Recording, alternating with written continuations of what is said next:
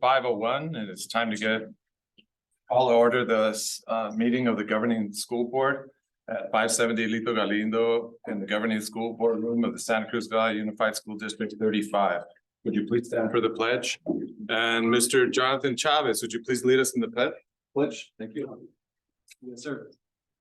I pledge allegiance. To the republic for which it stands, one nation, under God, indivisible, with liberty and justice for all. Rookie. Roll call. Ms. Susan Fovian. Here. Mr. Joel Kramer. Present.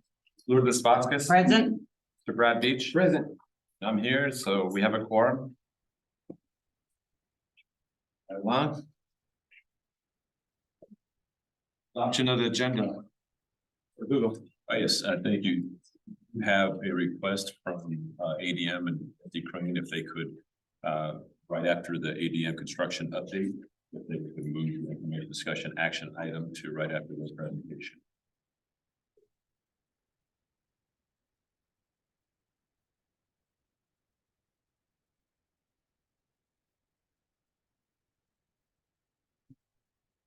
Just a moment.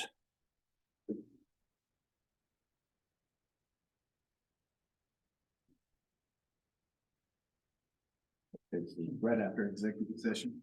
It would be. No, like after their presentation. But it would be right after their presentation. Is that okay with the open meeting law? Yeah, it is. We can adjust the agenda. But it's up to the board. If you would rather not, it's up to you. Okay, no, I think we're good with that. So we would move that information discussion action item to right after the ADM presentation. Okay, just a moment, I just want to know.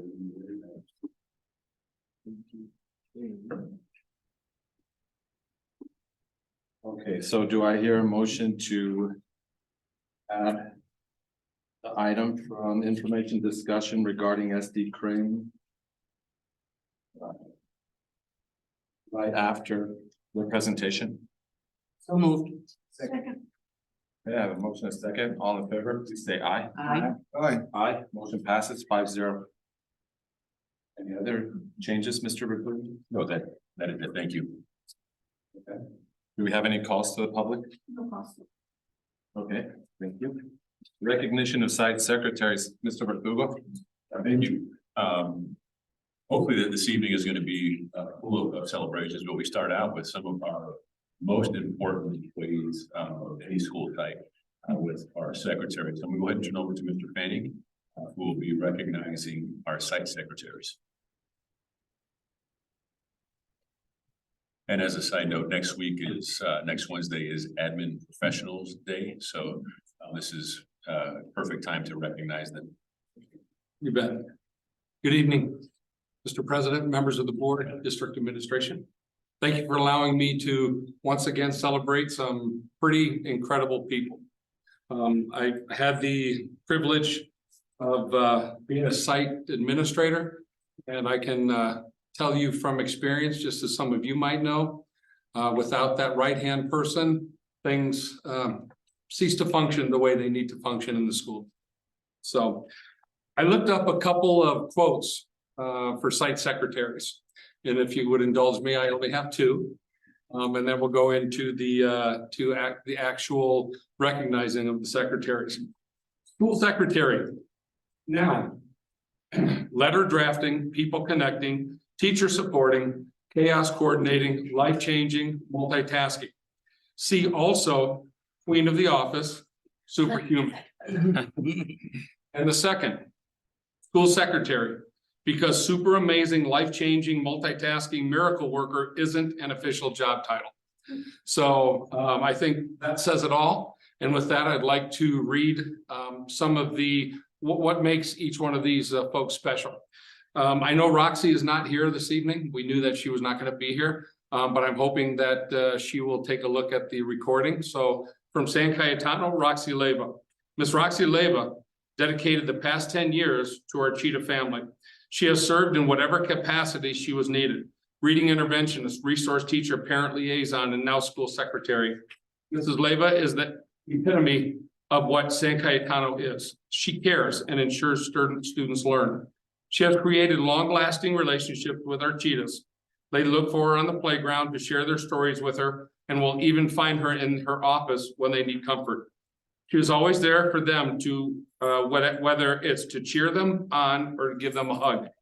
Staff depend on her for her guidance and support. They can always, for what they need, even if it's just a chocolate.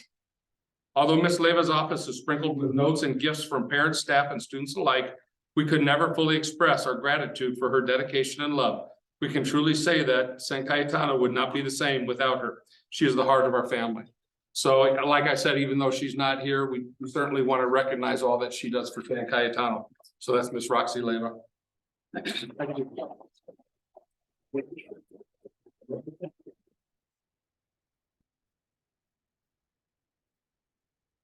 Ms. Avila, I do not believe is in attendance, but I would like to also recognize from Mountain View. Vero is someone that takes ownership in her role at Mountain View. She wants to see the right thing happen the right way for students, staff, and families. She is also very reliable and accurate in her management of orders, budget-related issues, and upholding district standards. Many people do not fully see or know the positive impact she has on day-to-day operations, but her efforts are felt. Her efforts are appreciated and valued, and Mountain View runs more smoothly because of her efforts. Once again, Veronica Avila. Could I have one of the queens come up at this time, Annette?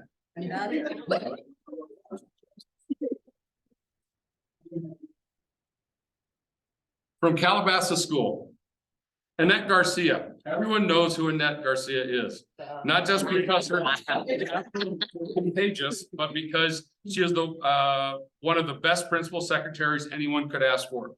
Annette is dedicated, kind-hearted, and humble, who truly wants what is best for our students.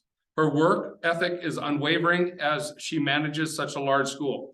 Calabasas is thankful for all that Annette does, and we couldn't be happier to recognize and celebrate her efforts today.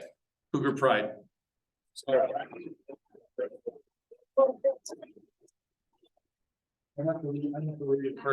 It says Achievement Award presented to Annette Garcia, Calabasas School, for outstanding contributions to the success of your school and to Santa Cruz Valley USD number 35. Thank you for making our district above the bar. And one last little thing in the corner, it says, I'm a secretary, not a magician, but I can see why you might be confused.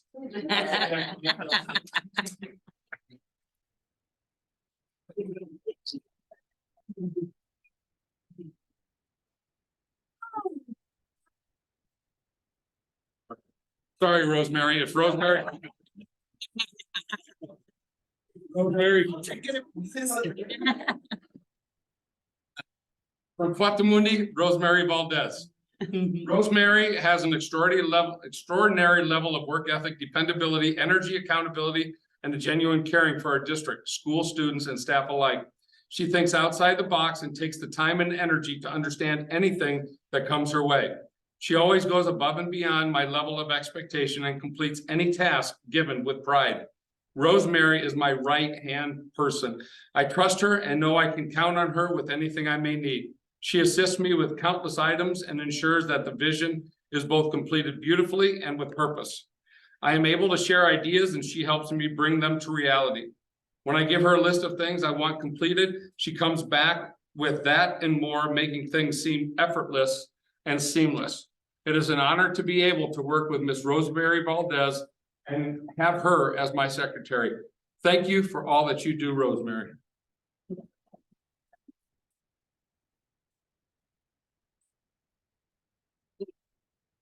Am I the magician too? Yeah, you're a magician also. Okay. Thank you, Rosemary.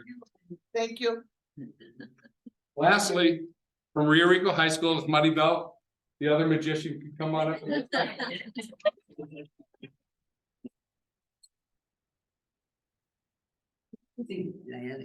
Maribel Aguilar.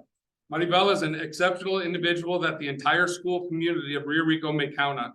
As our core values are relationships, excellence, and pride, Maribel is the epitome of what it means to rep. She understands the importance of creating and building positive relationships. She does this so well that all our students and faculty feel welcome and comfortable when engaging with her.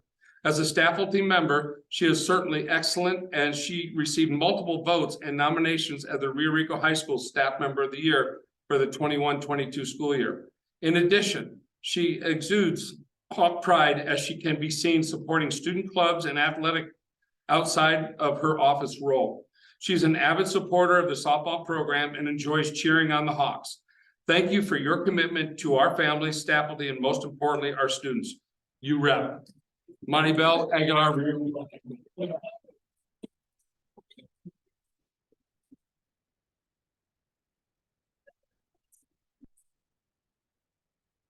Once again, as you can see, very important members of our community, and we thank them for all that they do. Thank you.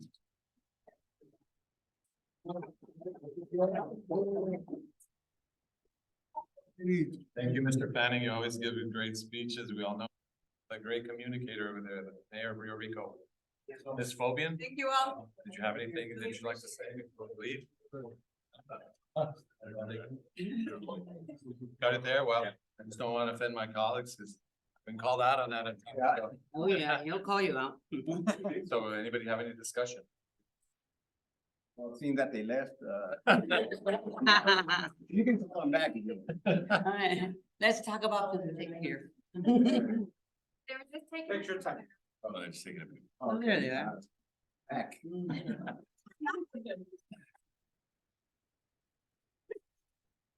Annette, you weren't gonna get away so easily. Yeah. Now we have to let everybody know this. But here's a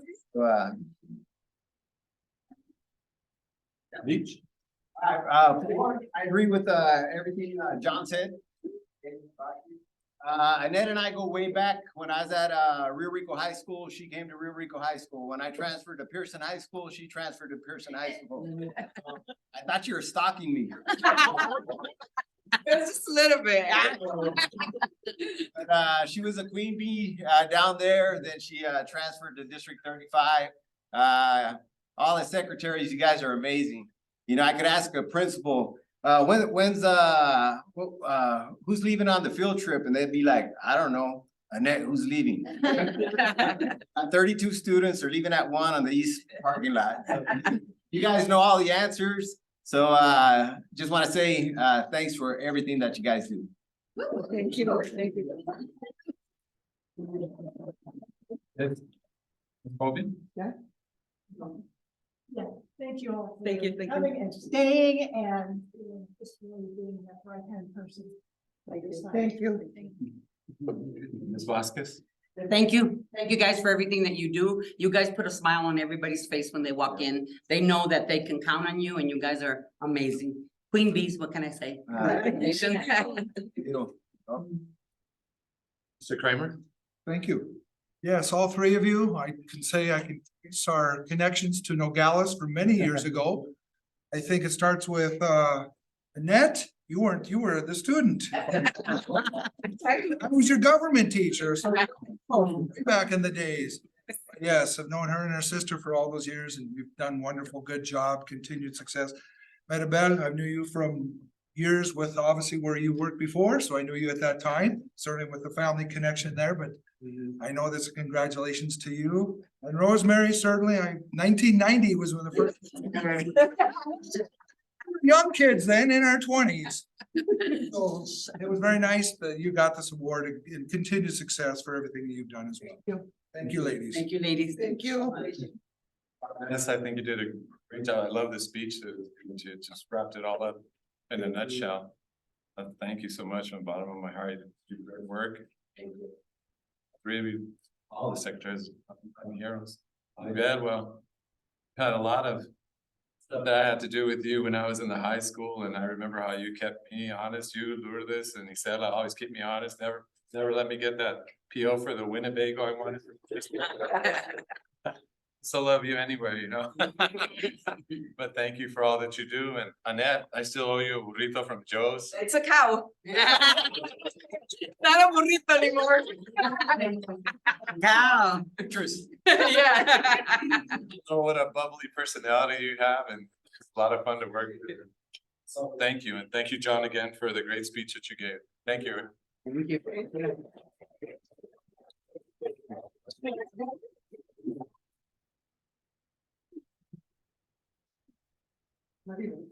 RHS scholarship update, Mr. Verdugo. This has been one of our topics that we had for future topic that we'll be bringing this back again. After graduation, when we have some final numbers, but I know that Mr. Kramer had wanted an update, so we went and turn over to Mr. Shaw.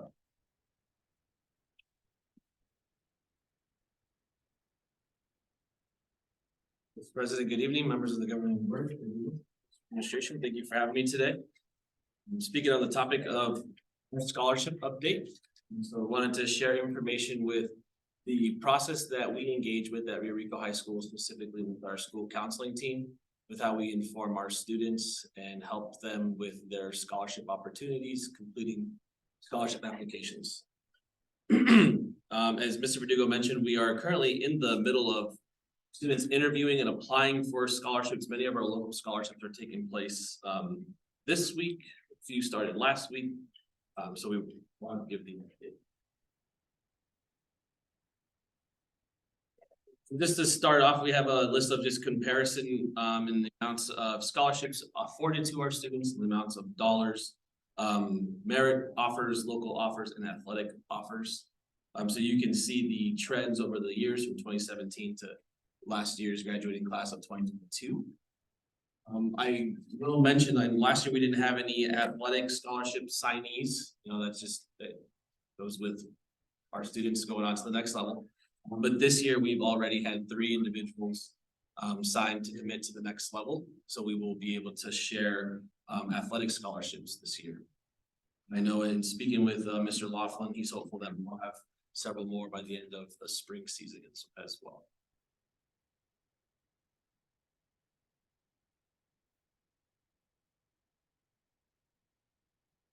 And you can progress to the next slide.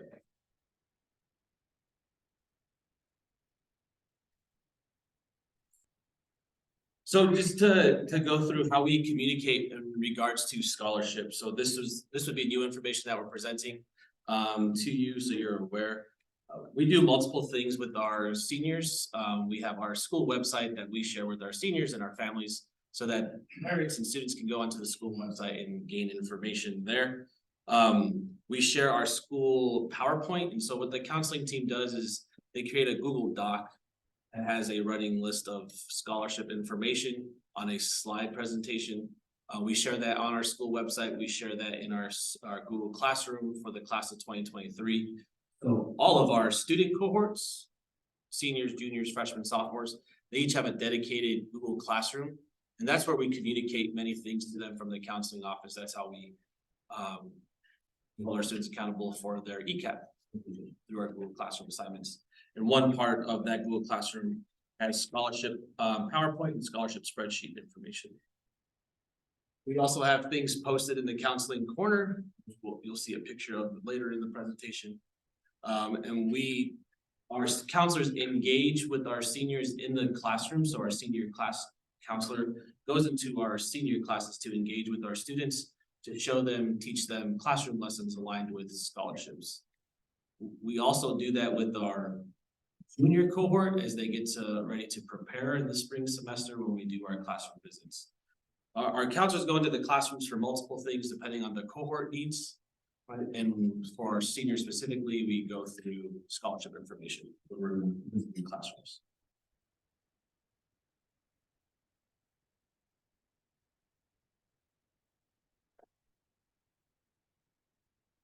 This is just a screenshot of our school website, so you can see where we have it in the event that our community is asking you, so you're aware as well.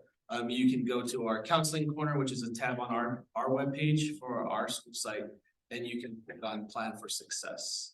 And Plan for Success will take you through the scholarship application piece. You can go to the next slide, Shannon. Here on the Plan for Success, we have information about FAFSA, how to create certain accounts, but we also have our scholarship opportunities linked. When our counselors are in the classrooms, they go through this presentation with our students as well. so that they're aware of where we will update information. You can click a little more, Shannon, please. In our Google Classroom, so this is a screenshot of the Google Classroom. This is what's assigned to all of our students, class of 2023 currently. And we assign classwork, so for any of our classroom teachers or individuals that are aware with Google Classroom, you can assign to students that are in your Google Classroom classwork, and so we do that as well with our scholarship information. You can go to the next slide, Shannon. And then in their classwork, we have it specifically built up to then click on scholarship information. And then once they get there, then they are into the area of scholarship information. So we build a Google Classroom, well, our counselors build the Google Classrooms, they go into the classes, they do the lessons, applying strategies, interviewing strategies, skills you'll need to complete applications for scholarships. And then we also have the information electronically. And the next screen, and then you'll see we did a screenshot of an announcement that Ms. Carrasco is currently our senior class counselor. So what we do at Rio Rico High School is we cohort our counselors, so they're designated to that cohort for the years to come. So for example, Ms. Quiros is working with our sophomore cohort. We worked with them as freshmen, now they're sophomores, and she'll go through with that group to build that continuity, to build those connections with another. Information that's posted in this is the counseling corner. And so in the counseling corner, our registrar is stationed just to the right of this picture where that plant's sticking out. Our registrar works closely with our counseling team. We placed her right next to our counselors as we intake students. And then she's also there to provide information, counselors are in meetings, of upcoming scholarships. That cabinet is open to students there, cabinet you see there. So let's say you're not really great at digital stuff. Your parents want to see a hard copy.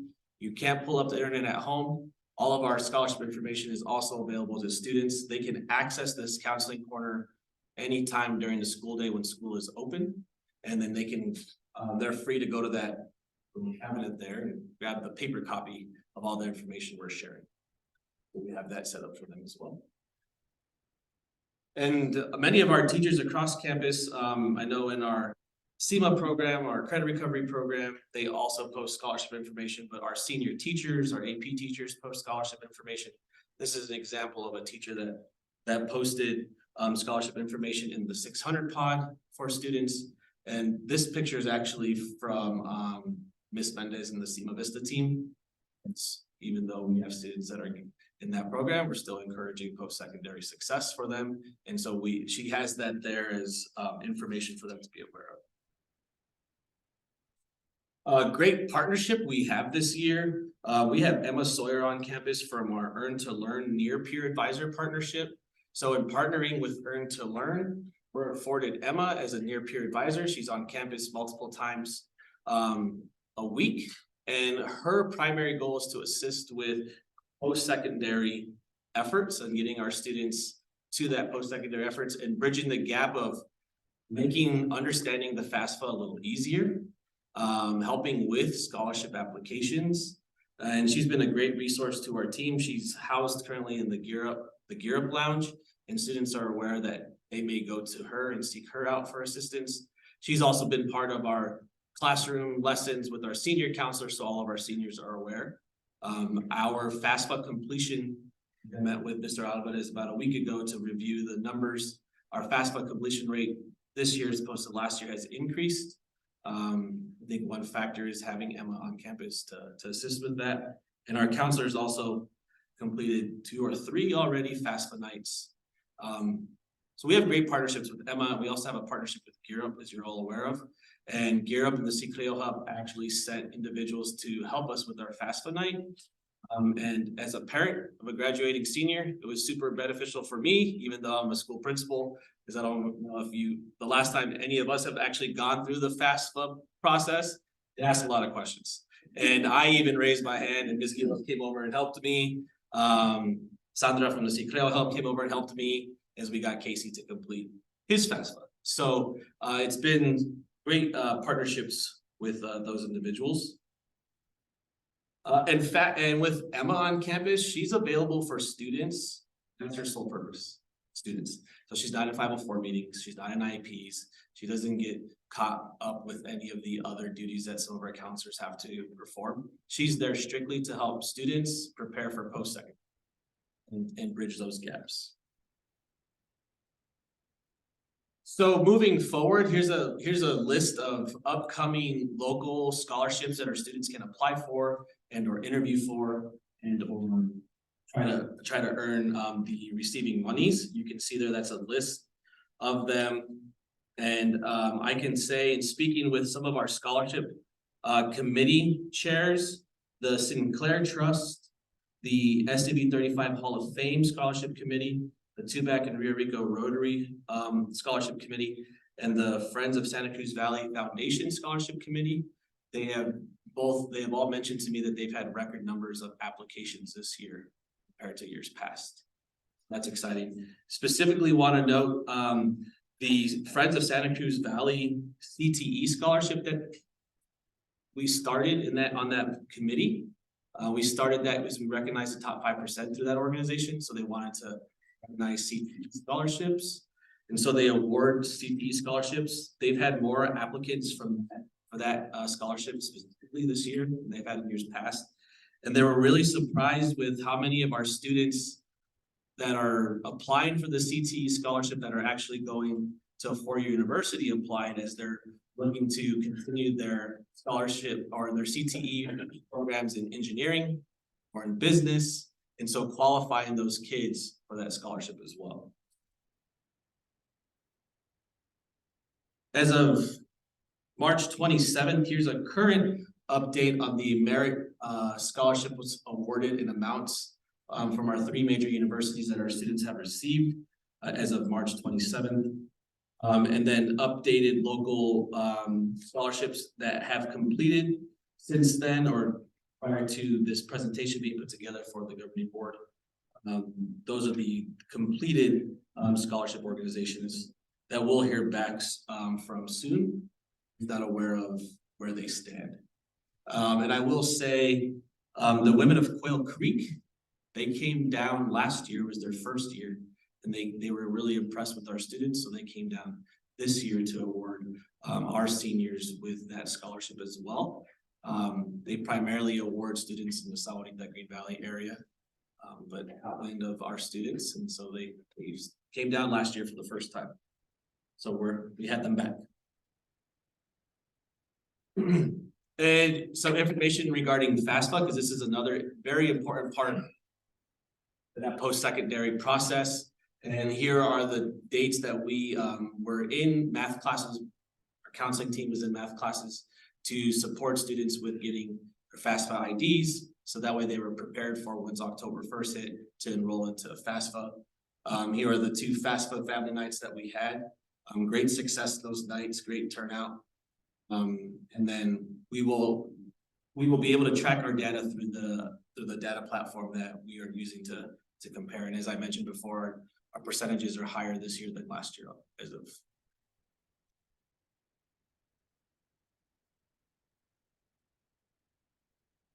Does any members of the governing board have any questions? I believe that's the last slide. Bobby? I really don't. I think it's great that, this year when we've got to go back to that, this could really be launched. It's very clear. Thank you. Ms. Vasquez? Wow, that's a lot of scholarships. It's fantastic that the kids are taking advantage of all of this, money that is there for them to get educated. So thank you for all the hard work that you guys have done. This is amazing. It's really, really good. Thank you. Mr. Beach? Yeah, thanks, Hector. Great presentation. Looks like you're hitting them from hard copies to the, putting stuff online to having Emma there in person. So all they need to do is apply and there's money out there. And I like your idea on the Google Classroom for seniors with all the information that they need. I'm gonna steal that, bring it back to my school, so. Yeah, take credit. That was Ms. Gables and the counseling team. So if you need help. All right. Person. Sounds good. And then talked about the senior counselors, who? This year's Miss Carrasco. Okay, with Mr. Skern, I thought he was a senior counselor. So he's the college and career readiness counselor. So he works with our seniors as well. But Ms. Carrasco's dedicated to that counseling team where Coach Skern may be working with juniors and sophomores as athletes trying to get into that college and career readiness moment. But Ms. Carrasco's dedicated to checking transcripts, graduation requirements. Okay, thanks, Hector. Mr. Kramer? Yes, thank you, Mr. Estrada. Mr. Verdugo, no, I can't take credit for this. Let's give credit where credit is due, because Ms. Newman from years back is the one that asked for this in the beginning, and it just kind of fell through, but we certainly get in there. I know we did one last spring, and certainly it's good to see this, because it is important. It certainly is important to the parents of the seniors. Because there are seniors out there that in the past, and I'm saying this wholeheartedly, that a lot of times they didn't know this information and their kids just fell through the cracks. And as I always say, the wallflowers didn't get watered. We didn't send them off to not only just the U of A, ASU, NAU, but the Pima College, all of the Maricopa community colleges that are out there that a lot of students attend. So it's very important that we have this presentation so everyone's aware, and it's good information to see that, especially that, like, you know, I see where you had the number of, and thanks for the counseling team too. That's where the credit is due, like you said. Certainly they're moving forward with this. It's all good. And it's certainly good to see what the 3 universities are giving. And Brad was razzing me about U of A, and I said, yeah, that's per capita, buddy. Look at ASU, they're still giving more individually. Right. But, and the fact, I know that's the students, what they've been offered, and a lot of them may not be going there, especially NAU. A lot of students, NAU does give a pretty good lucrative deal. I know that from even back in the days, but it's certainly good to see. Certainly, the local scholarships. I saw the list here, and I don't know if I'd correct me if I'm wrong, if there are others that were left off the list. For instance, the Unisource scholarship, is that still available? Because I know that was fought for, and that was given to Nogales High School, Ririco High School, and Pearson for a good chunk of change. And certainly, if we can get all the list of everybody. Yeah, just to answer that question, Unisource scholarship is still available. They just haven't communicated their timeline with us yet. So then if you could just, for the next year's counselors, they could just tell us who's all providing to. So as board members, we can thank those community members, the organizations, and whomever is providing that scholarship money, because it's always good to say, hey, thank you very much for helping our kids, that kind of deal. There's certainly, yes, obviously that's an important scholarship, and Unisource is certainly, and I know there's others, and I don't want to leave them off either without saying that. So if you could just FYI us, certainly give us that information. And I didn't see the ADM group on here or SD Crane for scholarships either, so I'm just wondering where they're at. Maybe they haven't turned it into you yet, but I'm just wondering if we were gonna get some of that for our kids, so you let me know on that, would you? Okay. Brian. With that said, thank you.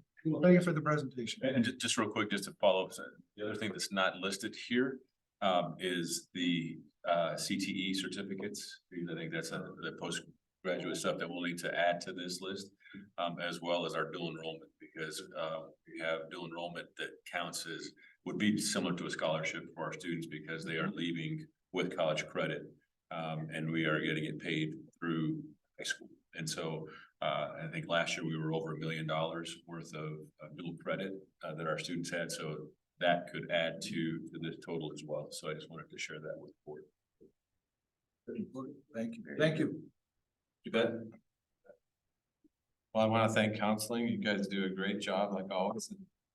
So, only thing I would say is don't rest, as we used to say as coaches in basketball, never rest on your laurels. So because those kids, some of them fall in between the cracks, the ones who can't get FAFSA because they're trying to make too much money, but maybe they didn't get a scholarship, you know, they weren't in the top 5% of their class. I used to have a lot of those kinds of kids that were in my German classes or in my chess team. So we appreciate all your hard work. Again, anything that you can find out there, keep searching for any kind of scholarships, that would be great. But thank you for looking and finding the ones that you did, the additional ones, it's great. Again, all that money makes a big difference to our kids.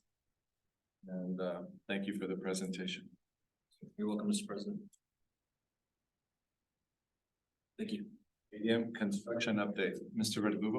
I think we'll go ahead and invite Brian up. Our second meeting of the month. I know we had to adjust the schedule, so we have ADM with their update.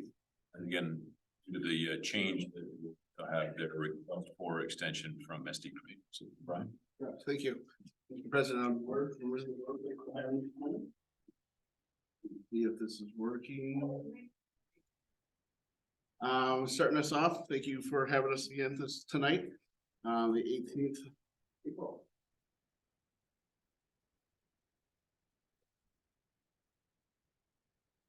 Probably. How many people? Just letting you know, the security measures, the cameras and the card reader access. We're still collecting the closeout materials, so they are still scheduling those training sessions. The last report that I had, I received an email on Thursday and they had 8 of the, they had 8 additional cameras installed, but then they have, out of all the cameras, they have 54 now completed as of yesterday. So I was trying to get more information to give you today, but unfortunately I did not receive any additional emails. But that one is moving along. They've also said by the end of the week, the open path system will be completely operational, meaning that they'll have all of the card readers online and we can start those training sessions.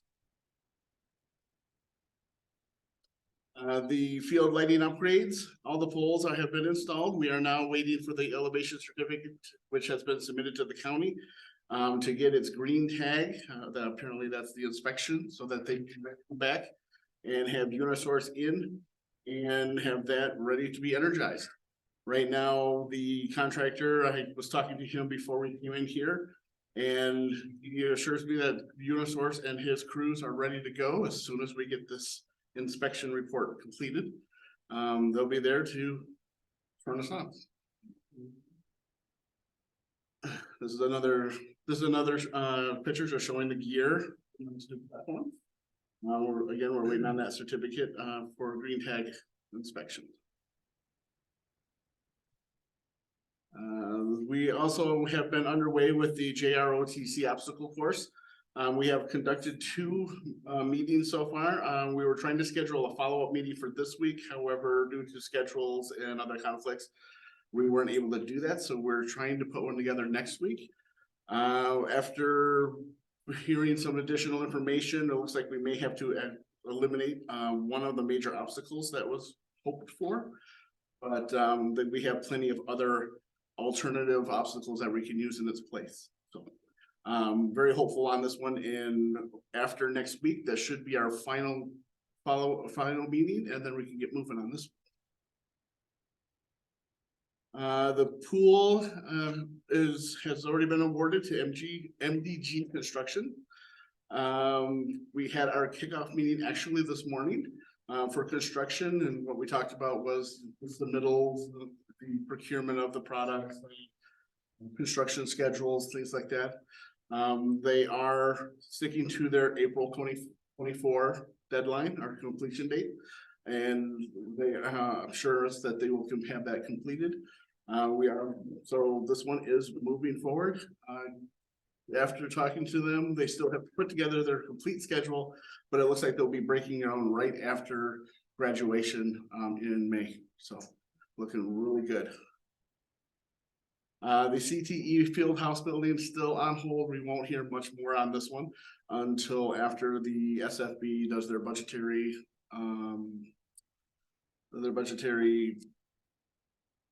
funding requests. So we're just waiting on June for this one to see if we can move forward with this project. Again, this is just a location showing where that field house is located, just south of the new bleachers and north of our little switchback ramp that goes down the cliff. The main campus SFB project is underway. Next slide. We have the 900 building, which has begun getting its paint job, and they have gone inside, complete tape textures done in there. We are moving forward with painting. They're supposed to be out there tomorrow to start doing this. We have ceilings going in next week and millwork going in next week. And final mechanical is also going in at the end of this week, so we're moving along on this project very well. Let's see. Here's just another shot of it. These were obviously these were a little bit more rough. Our paint job looks better out there. They have actually completed the exterior now. And then, like I said, they're moving on to the interior. Interior shots, this is one of the classrooms. As I stated, this shows that it was starting its tape and texture. They are now complete with all that throughout the school, and we are moving forward with paint this week. Another shot showing where we're at, complete drywall, tape textured, everything's good. Moving forward, or moving to the back of the school, this is the other addition. Looking at this one from the south end, the north end. This is the 1100 cafeteria expansion, media center, and the lower CTE building classrooms. This is of the upper floor, as you can see. In this shot here, the steel substructure above is almost completed. As of today, this is 100% complete for the structure. We are now waiting for the steel subcontractor to come back and do the roof deck on top of this, and then roofing goes on, and then it's completely dried in. But at this stage, we are working below, and we have our finished floor already poured in this level. This is downstairs now. This is those CTE classrooms below. This shows that framing has begun. As of today, when I was walking down there, they have this portion is 100% complete with framing. Windows are going in. What you see there, you can see it with the light halos. Those would be some locations for some pass-through windows. Behind those are a couple office spaces, like a media space, where they communicate to broadcasting or any of that kind of stuff. And those frames are in place now, and the windows will be going in shortly. But this one down below is 100% complete with its framing. Electrical is showing here that electrical follows right behind framing, and they've been cruising along on this one. And they've moved through. Actually, this one now is electrical is pretty much complete in the lower level. Showing the mechanical work, we have also had a lot of mechanical brought down from a giant chase along the north wall, and we're ducting all through the lower level, and of course we'll have that in the upper level as well.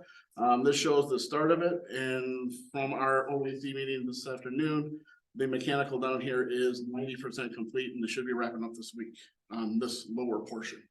SD Crane is pushing hard since we're able to get down here. They're pushing hard to get this portion as far along as they can, keeping their subs moving, and as we wait for some other portions above to work itself out. This slide shows that we had our extension of January 1st for substantial. Now we're asking for a request for August 1st, and that's the end of this presentation. And if I can take some questions now on that, and then we can move forward into the action item that Mr. Verdugo and you after this. Okay. Ms. Phobia, I have no questions. Thank you. Vasquez. I just wanted to know about the ROTC obstacle course. I didn't understand very well. That you're going to make a substitution on something? Yeah, in the JROTC, one of the main obstacles they really were hoping for was a zip line type apparatus. Yeah. Based off of the trust and information that we received due to safety and things that I totally get it. We can't go any higher than 10 feet. Well, a zip line at 10 feet is, it's like, Yeah. it's really nothing. It's too short. Yeah, so we were trying to see if the trust would give an exemption or an exception. Letting them know that, the safety gear that's used, the professionals that are with the students and things like that. No, they wouldn't go for it. So we went through, and ADM had asked the consultant to put together about a dozen different alternatives that we can use in it, not a zip line, but there are some different types of apparatuses that we can use instead. So then what you're gonna do is that you're going to be replacing the zip line for something else that's, Yes. you know, more or less similar or like. And I don't think we can be similar to a zip line, but it'll be similar to what other obstacle courses use. They need. Okay, thank you very much. Great presentation, thank you. Very good question. Thank you. Mr. Beach? No, thanks, Brian. Just keep it moving. I know, right? Yeah.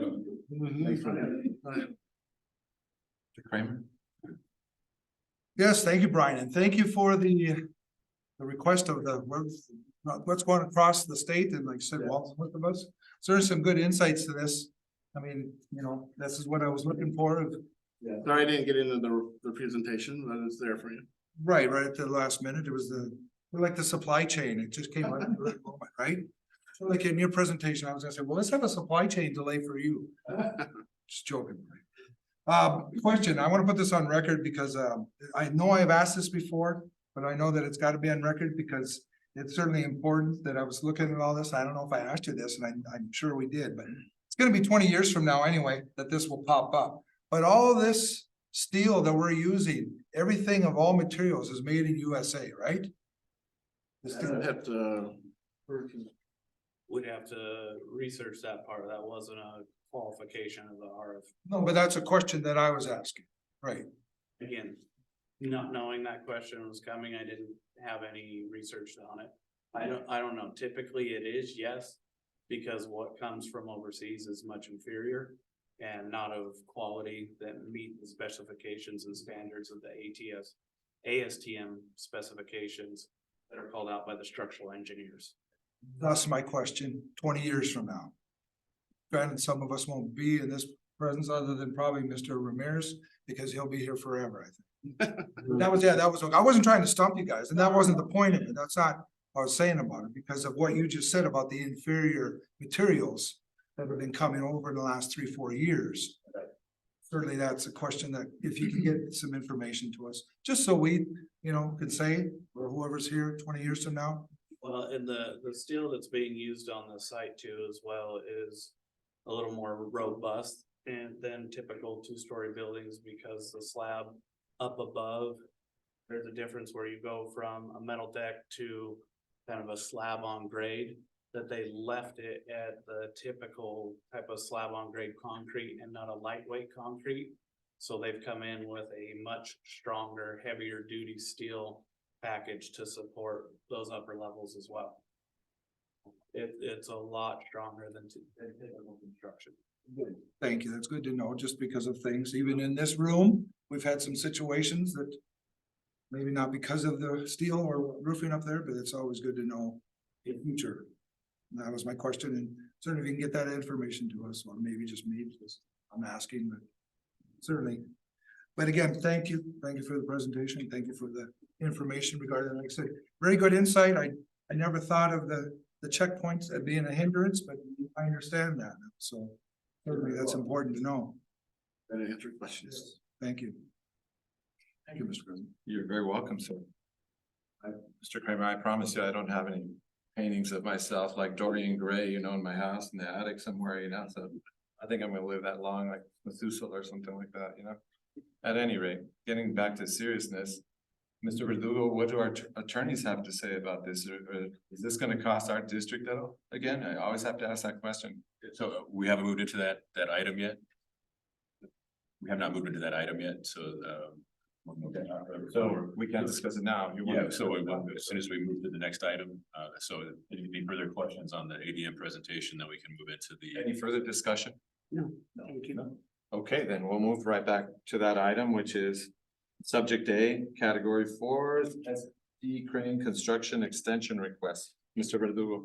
So we'll go ahead and turn over to let them explain the extension and then we can discuss that. And so who I have with us is that's from SD Crane is Brian Donovan and Keith Fern.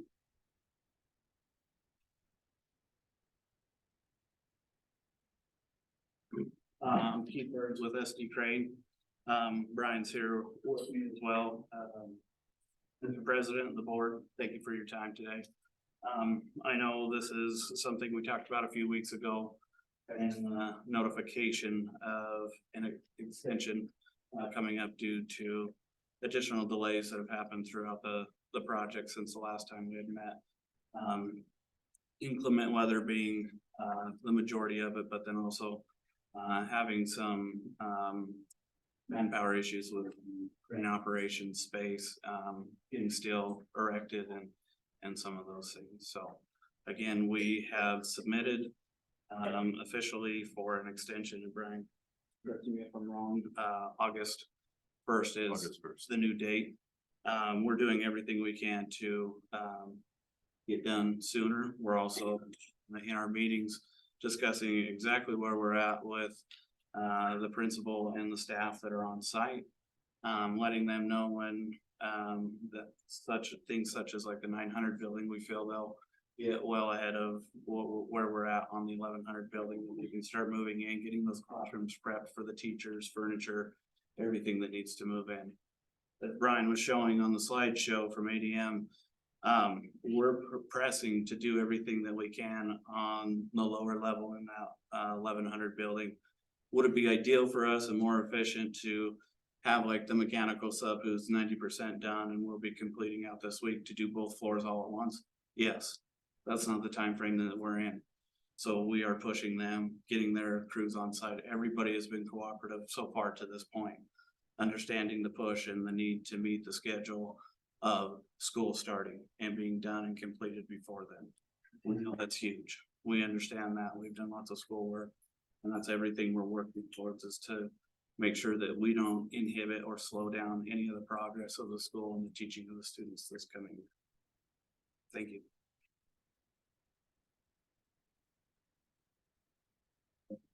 So any questions from the board at this point? So to your question, Mr. Ramirez, I'll wait, Ms. Hogan. I have no questions, thank you. Vasquez, None. Beach, no. Mr. Kramer. I really don't have any questions because I think I asked the questions last time about the timelines here. And you gentlemen did explain to us that the weather delays will not be encompassing to anything that may be proceeding from this point forward. We shouldn't have weather delays because most of it will be internal, correct? You are correct.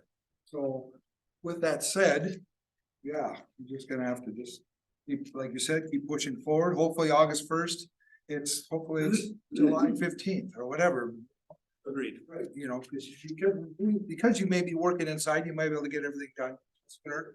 Hopefully it's not past that, because you know, we won't be happy if it's August 2nd and we're in there, or August 3rd and we're in here talking.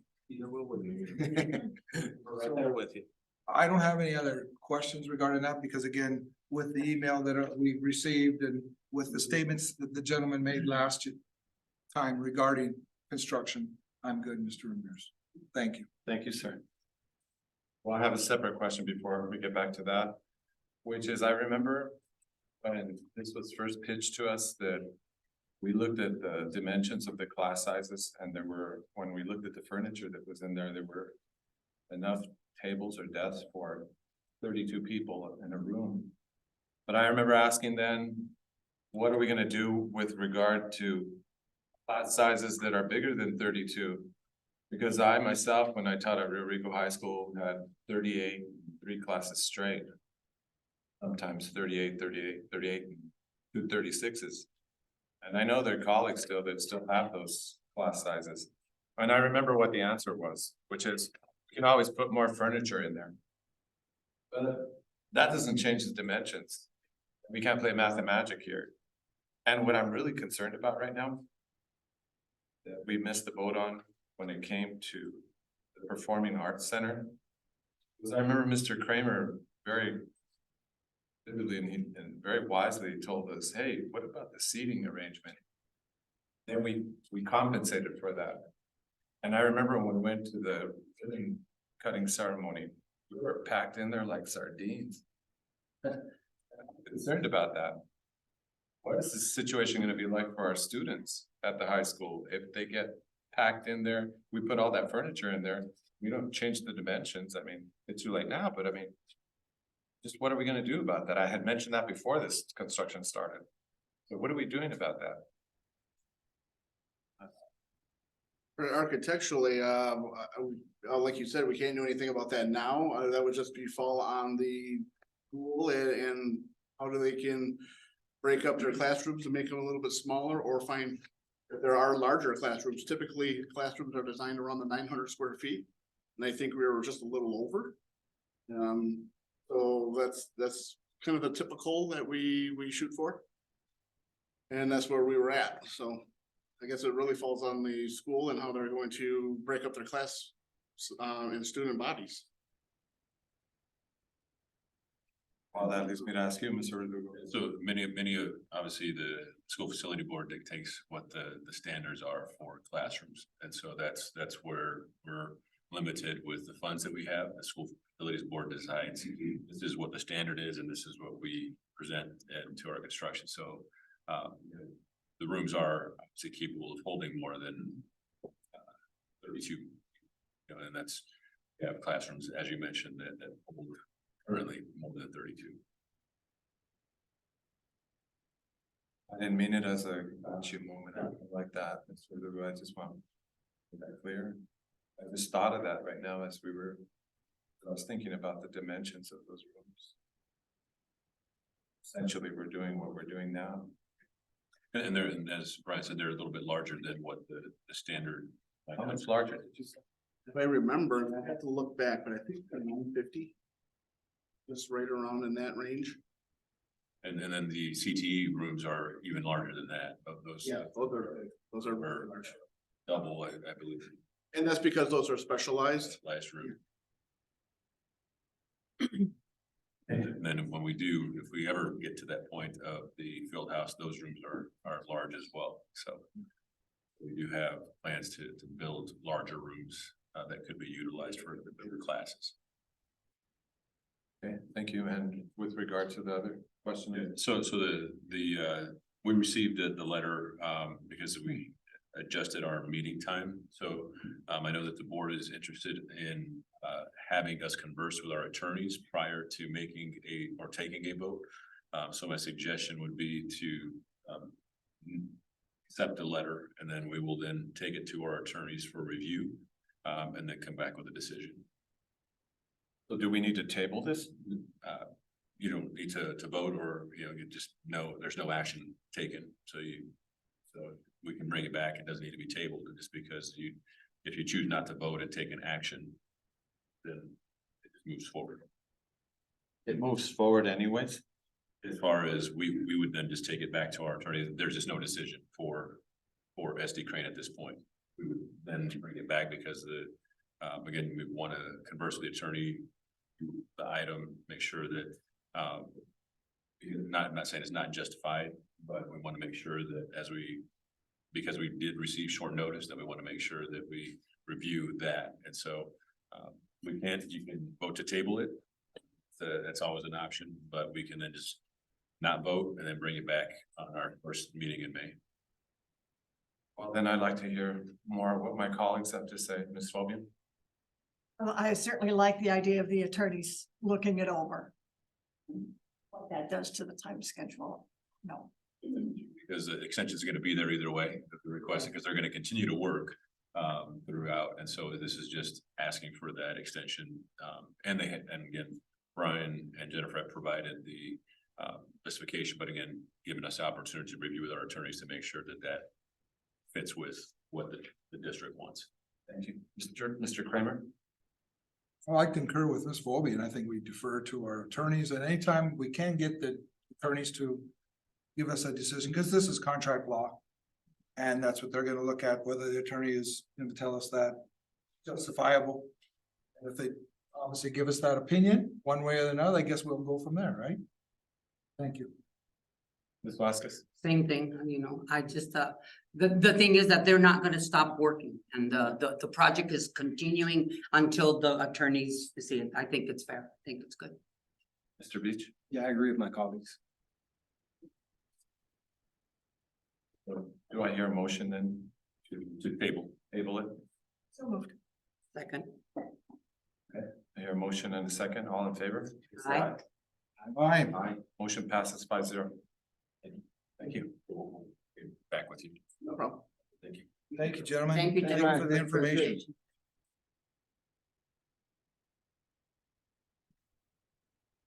Okay.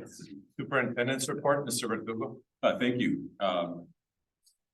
Since we have such a full schedule, I just wanted to highlight one of the things that I received today. You know, we've been doing a lot of work in our district regarding personalized learning, and standards-based grading, and really doing what's best for students. And we were notified today, by KnowledgeWorks that, we were gonna be highlighted, an article, with the 74, which is a nonprofit organization, that, has I think it's online magazine or magazine as well. And with a nice article about our district, and I provided the article for the board. So it's a national magazine, that goes around the entire country. And so, wanted to thank the TLA as well as all of the school sites for all their hard work that they're putting in. I know, tonight we are hopefully going to be recognizing our leadership, and so I want to thank them for all of their hard work in putting this in place, and really our teachers obviously are the ones that are on the ground floor as well. But to be recognized in a national magazine is something we always endeavor to do, to recognize our entire community. So I just want to congratulate everybody for that. And again, the article is here, and Shannon will be sending that out for our entire community to view. But it's a really nice article about all the work that we've been doing. So that's my report for today. Thank you. You're very welcome, sir. Governing board member report, Ms. Fobia. Thank you. Last Friday night was the annual junior ROTC military ball, and as usual, it was just so well done. And, you know, even having to meet in the funky small gym, the kids really did such a wonderful job of decorating it. And again, anything that's at the high school is well organized and nicely done. So it was a good event. And I truly appreciated the site's monthly newsletters to the board. I felt there's a whole lot of information. There's a lot of information that can be conveyed with a photo. It's really appreciated. So thank you. Ms. Fobia. Ms. Vasquez. Yeah, I just wanted to say that also the thank you, all of the principals for your reports. Those are really, I love to see pictures of the kids. I love to see that. I also wanted to say thank you to all of the teachers and everybody that has been doing the working so hard to do the standard-based, you know, learning and grading and all that stuff. As a former teacher, I know it's not easy. It's something that's very, very hard. And yet, because the teachers are learning and then they're trying to teach it to our students. So it's kind of like, you know, it's a double whammy for the teachers, and, you know, kudos to all of you guys that are doing this, because you are going into this program and look, you know, there's merits that are coming out of it. Okay, you're going into it blind practically, and look at all of the good things that are coming out of it. So, you know, our kids are so lucky to have all of you guys, you know, here trying to make things so much better for the kids. And I mean, it's just amazing what we're all doing here. I went to yesterday to the tennis match, and it was so cool. Okay, I really enjoyed it. One thing only is that, and I know this is something that's gonna happen in the future, we need bleachers right there. Everybody has bleachers, okay? We don't have bleachers, okay? But it was really, really nice. The courts are beautiful. Nothing but good things from the opposing team. I think it was senior night, and I got to see that, you know, where they were giving their little awards to all the seniors and all that stuff. And I thought that was really good. My granddaughter came and played. No, I was really good. And that's a plus right there. Mr. AJ, he lent us his car so that we could sit on it and stuff. So we had a really good time. And I saw Miss Tolano. She had, you know, doing her walks all the way around, and there was so much stuff going on. There was softball, I think, and there was baseball, and then there was tennis and everything. And she had some of our students. I saw a lot of my students former students, and it was just so heartwarming to see these kids, you know, and that they still think of you and that way, you know, that they still care about whatever it was that you did for them and stuff. But there was Mr. Tolano with some of my chain gang, but that was picking up trash and, you know, screaming at the kids. So it was really, really good. Just congratulations to everybody, what they've been doing, all of you guys. I can't say enough. You know, how much, you know, it really is, you know. What you guys are doing, you know, with our kids. We have an amazing community. We have fantastic kids and our teaching and our leaders. I mean, it's just overwhelming. Thank you. Thank you for everything. Thank you, Ms. Vasquez. Mr. Beach? Yeah, I'm with Lourdes. I always like the pictures when I click on the principal's report and at Calabasas, they had the pre-K bunny visit with the big egg hunt. And I love seeing the excitement on the kids' faces. It just shines through those pictures. I don't know what happens when they get to the junior high and high school, but it's amazing to see that. It makes me. It's still the same. Yeah. I feel that same excitement when I see that. You know, brings me back to that time when I was young. Cotamundi represented at the Tubac Center of Arts, and love the poem from Luke Farney. And I'll read just the last paragraph of this poem. And each day as students will find we are smarter and wiser than before. And whom are we to thank? Look for the school we attend, for we thank those working there. Oh. So yeah, it sort of hit me in the heart. Yeah. There's hundreds of students that feel like Luke, but they don't express it or they don't write it down. But teachers, admin, district office, you're all a part of that learning and the success that these students will see once they leave our campus. So kudos to all. Yep. That's all I got. Thank you, Mr. Beach. Mr. Kramer? Yes, thank you, Mr. President. Certainly want to thank the principals for your report. Certainly all good with the pictures and everything. I am no longer on Instagram, so it's connected to TikTok. So I will not connect that because my son said that don't watch Instagram because there are videos and there's new studies of this. You get addicted to watching the video, whatever it is, but Twitter, I'm good with that. I'm certainly good with Twitter. Thank you for putting out those tweets. Speaking of tweets, thank you to the Chamber of Commerce for giving us information on one of our seniors at Rio Rico High School who made the Arizona Republic. I don't know if everybody is aware of that. If people don't read the Arizona Republic, Ivan, and I want to say this name correctly, Becerril. Is that correct? Did I pronounce it Becerril? He was in the Arizona Republic Sunday's paper, recognizing him for his efforts in the community and what he's doing in Nogales, working with people with Facebook, hopefully not with Instagram and TikTok, but certainly he's actually drives over. So he's one of our students that comes from down south to Rio Rico High School. But I think it was worth mentioning here. I think it should have been mentioned even further, other than probably that source, but certainly that's a good thing. I certainly want to say to all the administrative assistants that are not here that were recognized and those that were recognized, you guys are the backbone. I've always said that. It's important. It's always important to the administration. Administrators wouldn't be where they're at without each and every one of you, truly. And then some of you were recognized, but everybody across. And next Wednesday, hopefully all the principals from each site are taking you somewhere, not Little Caesars, but taking you to a good place to eat.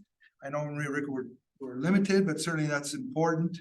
And what other thing did I have here on this? Oh, yes. And two more things. One, tax credit. Thank you for putting in the website now, and we can actually contribute the amounts of whatever we want. I hadn't done it in a few years because my son had left. I've been doing it for how many years? 17 years straight, since 2000. I stopped, but I'm doing it again. But it's important that we keep continuing endorsing tax credit. I challenge all of you as board members that we're contributing to that. It's important. Certainly it's important to give that, but the fact that it's on there, you can give increments of whatever. And that's good because that's something even better. And the sad note is, and I know you're on the Rio Rico Rotary, that one of our Rio Rico supporters, John Grunmeyer, passed away today. And he was certainly he was actually a supporter of this district big time in many ways. He served on a couple of our committees in the past, going back even to 2006, 2010, whenever he was doing those committees for us. And I know he was a big part of the Rotary, and I know you guys that are Rotary, hopefully, we give our respects to his wife and family and wherever else is coming in, but he was a big supporter, certainly of our district. With that said, thank you. You're welcome, sir. Thank you. I want to thank all the administrators that have stepped up to the plate and anybody from the bottom all the way to the top, from bus drivers to you name it. custodial staff or anybody who has stepped up in the place of somebody else to work hard, especially when they didn't get compensated for it. As we well know, because many of us here in the governing board were teachers, you know, there's a lot of criticism of the administration and say, well, they whopping salaries and so forth, but stop and think about it for a moment. When this teacher is out, we have period subbing for them and they get compensated for it. But when an administrator is out, okay, there's no compensation for this. And I've had this discussion with Mr. Verdugo and talk about challenging the board. I'm hoping that maybe we can remedy that in the future because people, you know, shouldn't work for free like that. And if they have to step up and take more responsibility, I think personally anyway, I can't speak for the rest of the board, that people should be compensated when they step up to the plate and work hard and somebody's out on. I think it's safe to say most of us would agree with that, I hope. So I want to thank all those people. There are big heroes out there and step up every day. Again, not just administration, but from the bottom all the way to the top. People that step up every day and sub for other people and don't get compensated. So I hope in the future that we can do something about that.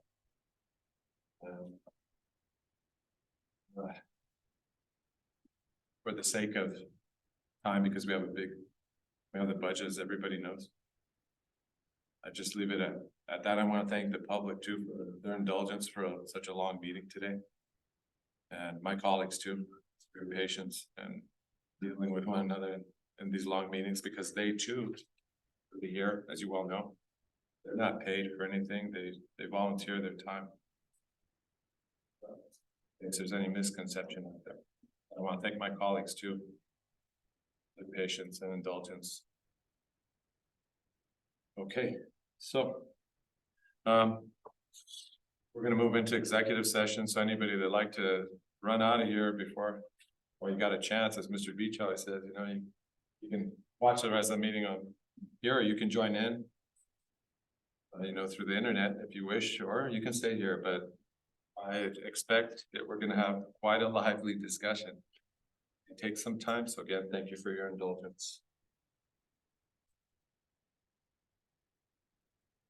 Okay. Executive session. Subject is to discuss salary schedules, and compensation pay in the form of fringe benefits. Executive session pursuant to ARS 38431.03A5. Notice is hereby given to the general public that the governing board of the Santa Cruz Valley Unified School District 35 may vote to hold an executive session for the purpose of discussions or consultations with designated representatives of the public body in order to consider its position and instruct its representatives regarding negotiations with employer organizations regarding the salary schedule, and compensation paid in the form of fringe benefits of employees of the public body. Do I hear a motion to convene to executive session in room 125, the conference room? Moved. Second. I hear a motion and a second. All in favor, please say aye. Aye. Aye. Motion passes 5-0.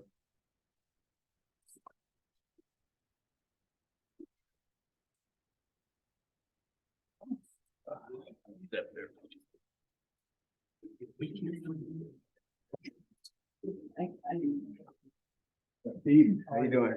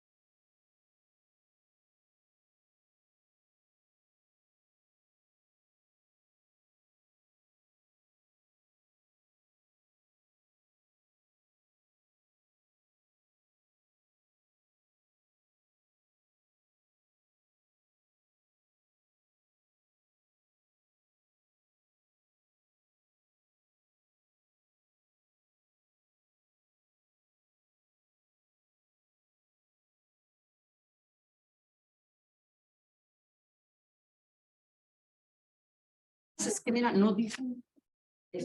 Y por eso.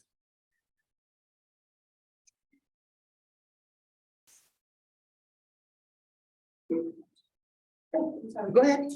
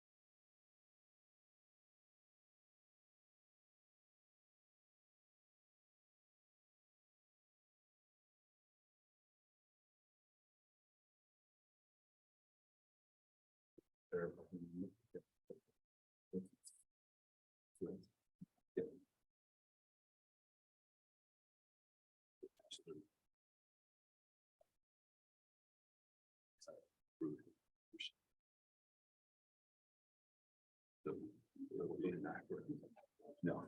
So this is the first item. We're going to approve the contracts. And that's just the language in the contract. So that's, no, that's fine.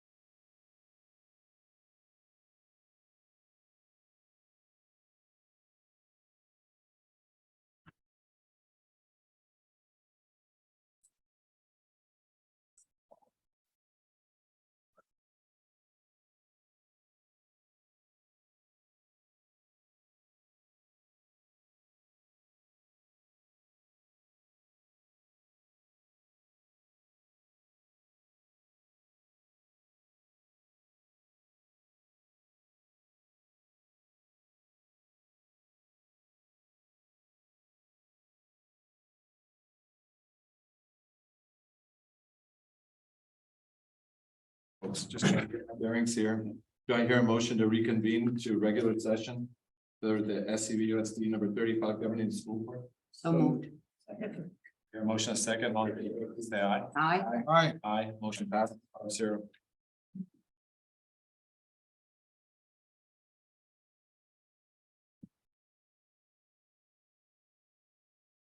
Okay, so. Subject B, 2023-2024 certified administrator, teacher, professional staff, and classified term. Certain exemption appointment contracts. Do we have any discussion? So this item again is just the contract. It's not awarding it to any individual. This is just the contract in which that goes to our attorneys. And so our attorneys have vetted the contracts for each of those employee group. So tonight you would just, and this doesn't award the contract to any individual, it's the language in the contract. So recommendation is to approve as presented. Okay, I hear a motion. Do we have any discussion? First of all, You can do the motion to approve and then have discussion. So do I hear a motion to approve the new salary placement guide for the 2023-2024 fiscal years presented? We'll move. Second. So then now we have And then second, any discussion? Hogan? I'm happy with this. I think a lot of discussion with more than one person took place. Vasquez? I also agree. I agree on the whole package. I think that everything should go the way it was here because I think the study that was made was very expensive and it's a separate item, Ms. Vasquez. huh? It's a separate item. It's a separate item? Separate item. Yeah, this Okay. is just the actual contract. The master contract. Okay, Yeah. and I. Thank you. Mr. Beach? I'm good with it. Mr. Kramer? As long as our HR, this is about the same wording, it's probably 98% of what we've been using for the last few words, but any new changes? Please come forward and let us know if we do have any new changes from last year or the year before. Good evening. I think Ms. Lopez wants to, the motion was for the salary guide rather than the contracts. Is that correct? So this is the contract. Placement guide, Oh, placement guide. That's what I thought too. oh, I heard placement guide. I apologize. This is for the contracts. So did we put we got ahead of ourselves? You're at B, You're on B. you're at B, sir, just the contracts. Yes, just the contracts. Okay.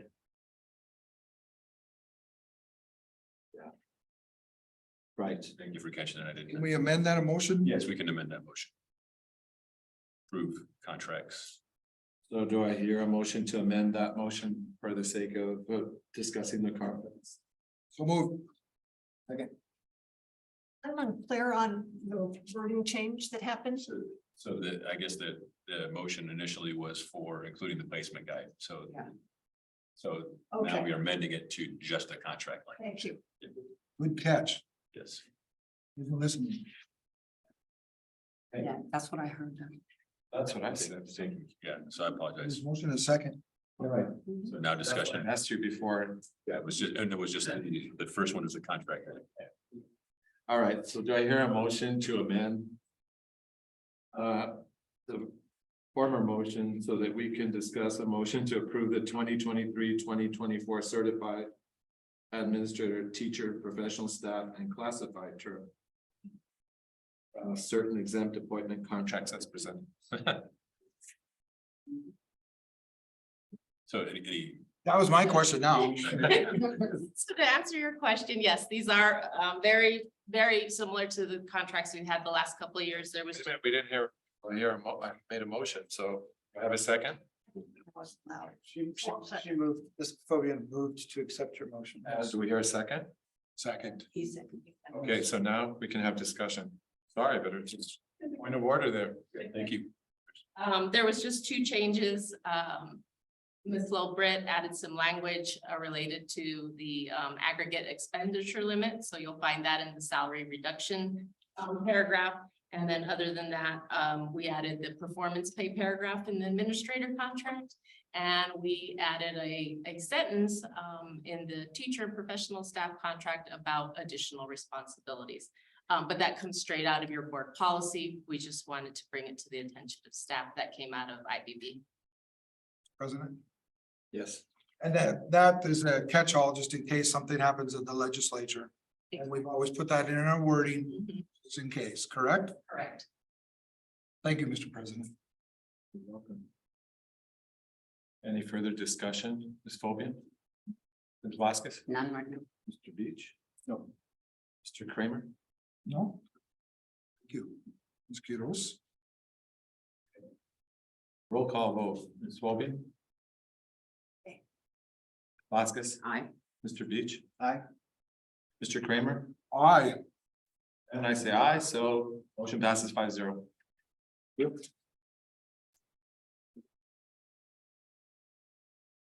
Okay, so. Mr. Verdugo, new salary placement guide for 2023-2024 fiscal year. Thank you. This is a proposal for a new salary guide for fiscal year 23-24. There are two placement guides. One is the teacher placement guide, adjusting that 2.5% to try to stay ahead. We did a compensation study in 2021 for teacher salaries to make sure that our salaries are competitive. We know that, as soon as we did that, some neighboring districts, of course, adjusted theirs, but our attempt to maintain and stay ahead, and then we'll be reviewing it again next year, for teacher salary is, the recommendation is to approve that salary guide, for teachers. So if you want to make that motion, and then we can move to the second placement guide for the, professional and administrative staff. So I know we'll have a discussion on that, so I'd like to approve the teacher salary guide with a 2.5% adjustment. Okay, do I hear a motion to approve the 2.5% salary guide for teachers? So moved. Second. The motion is second. Roll call vote, Ms. Fogan, I, Vasquez, Aye. Mr. Beach, Aye.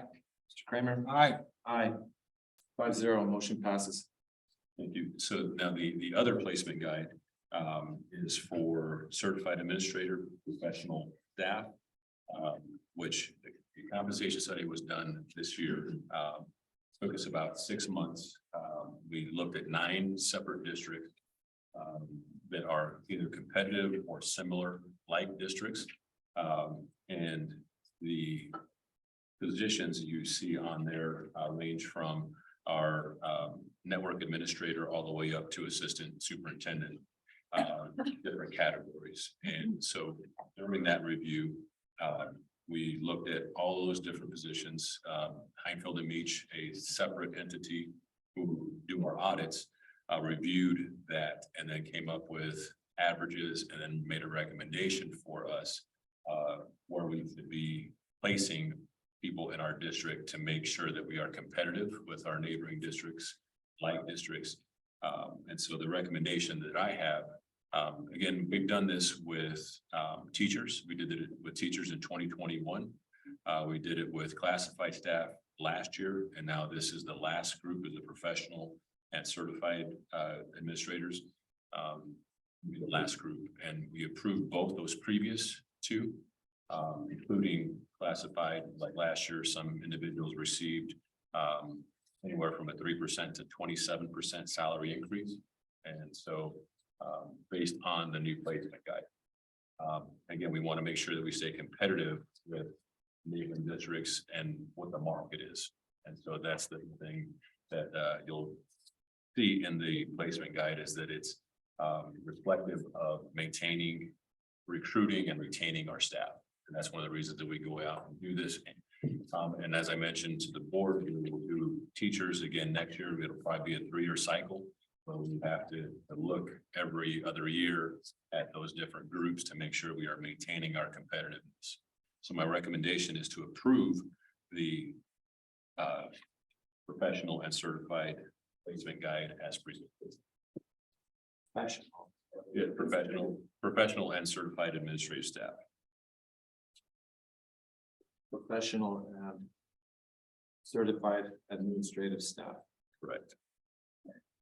So do I hear a motion to approve the professional and administrative So moved. placement guide for the 2023-2024 fiscal year as presented? So moved. Second. Do I hear a motion and a second? Do we have any discussion? Ms. Fogan?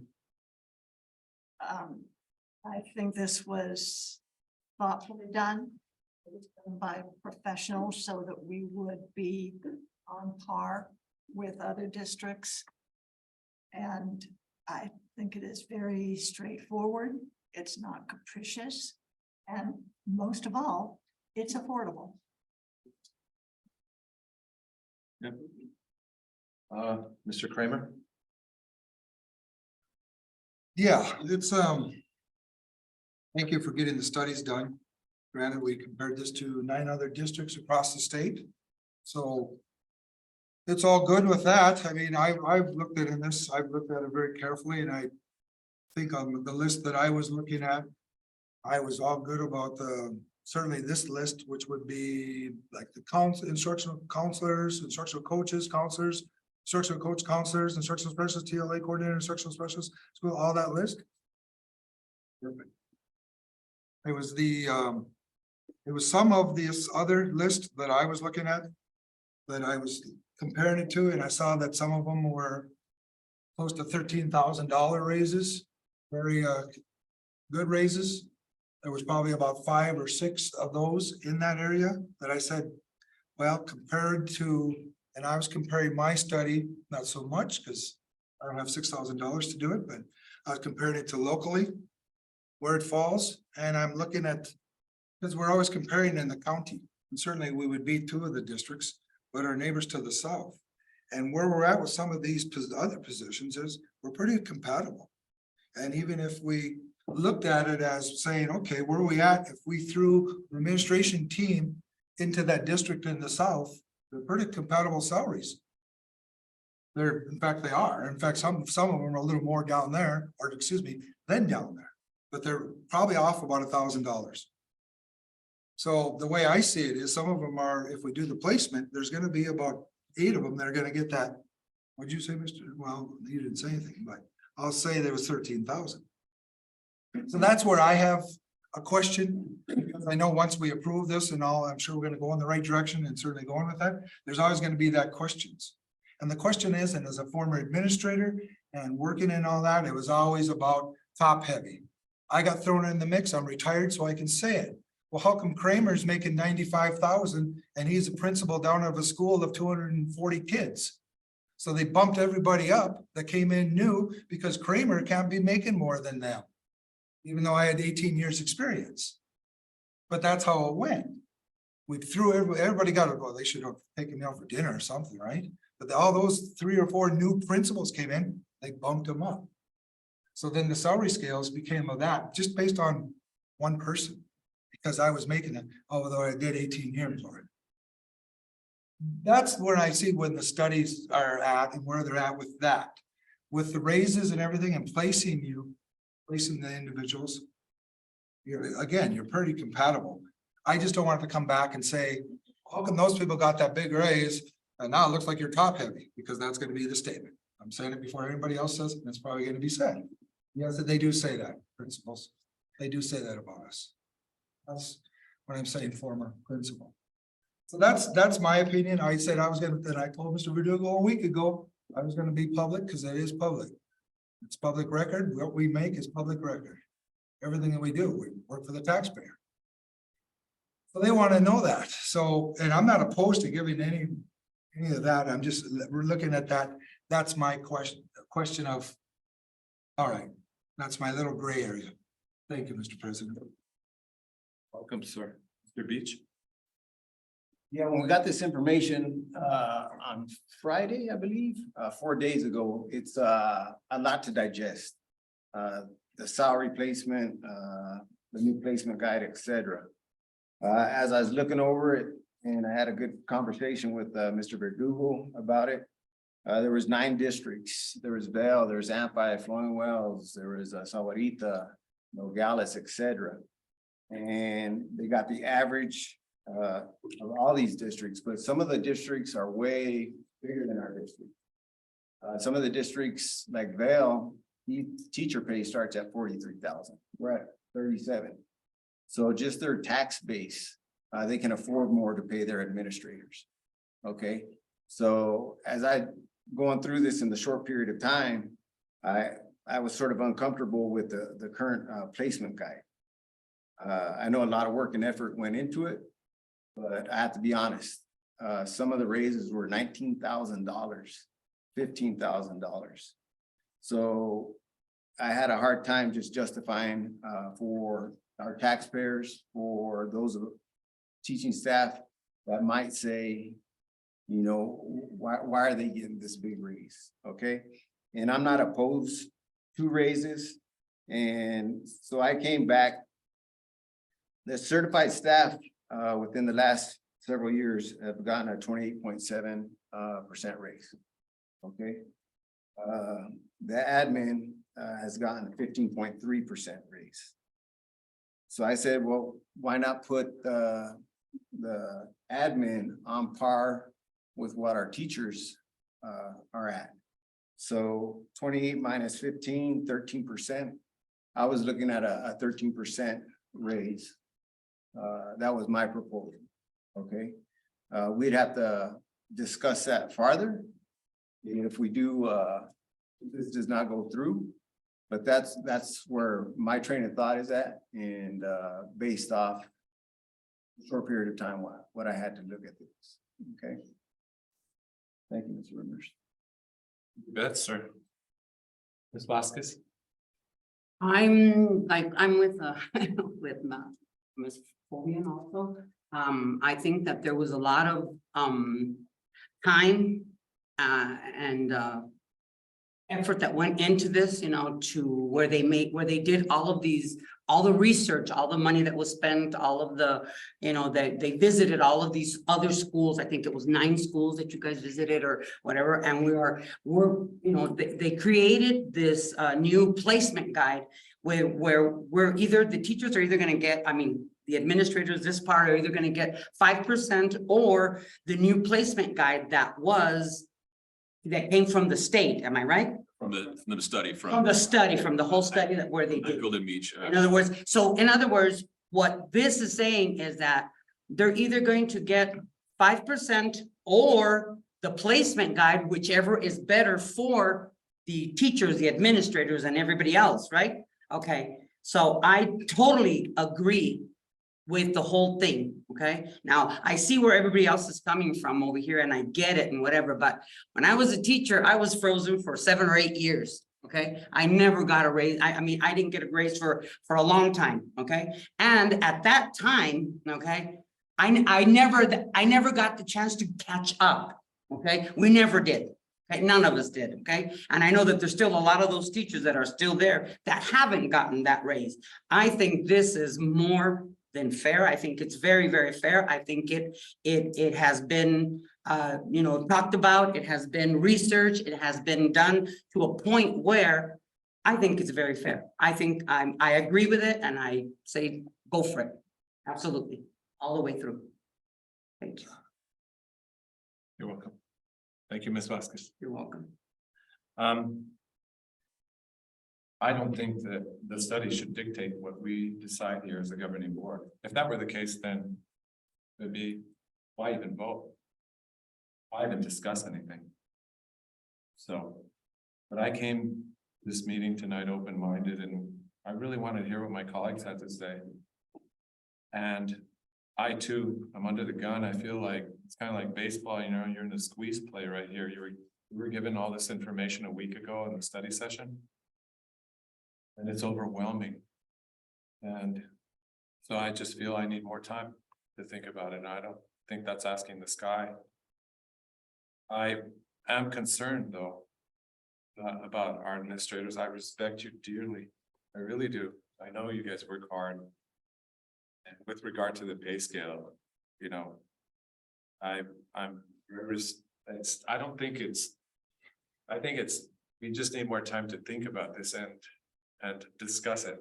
I don't think that we're really under the gun here. And I'm trying to be as transparent as possible here. It's hard, it's very hard looking at these figures. I want to make sure that we're on par with our neighboring districts so that we're competitive and we don't lose people to our neighboring districts. That's how I feel. And I think I've voiced that many times with you, Mr. Verdugo.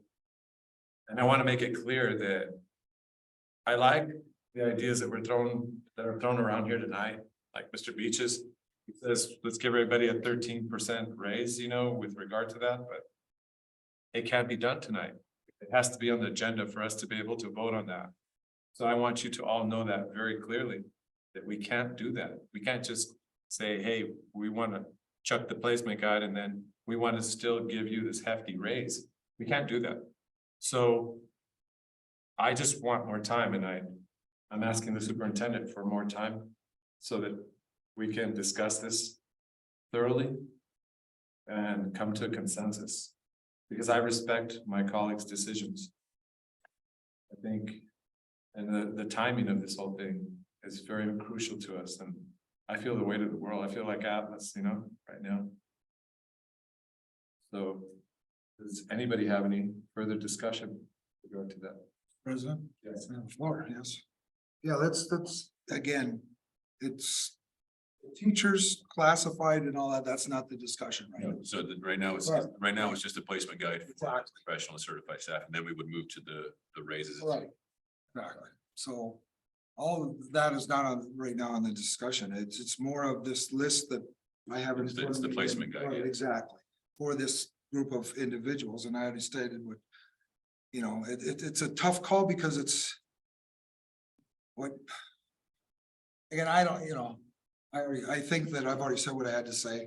It's just mainly this list of probably 30 people. Maybe it's 5, and if it's 5, holding back the 25 to get it approved.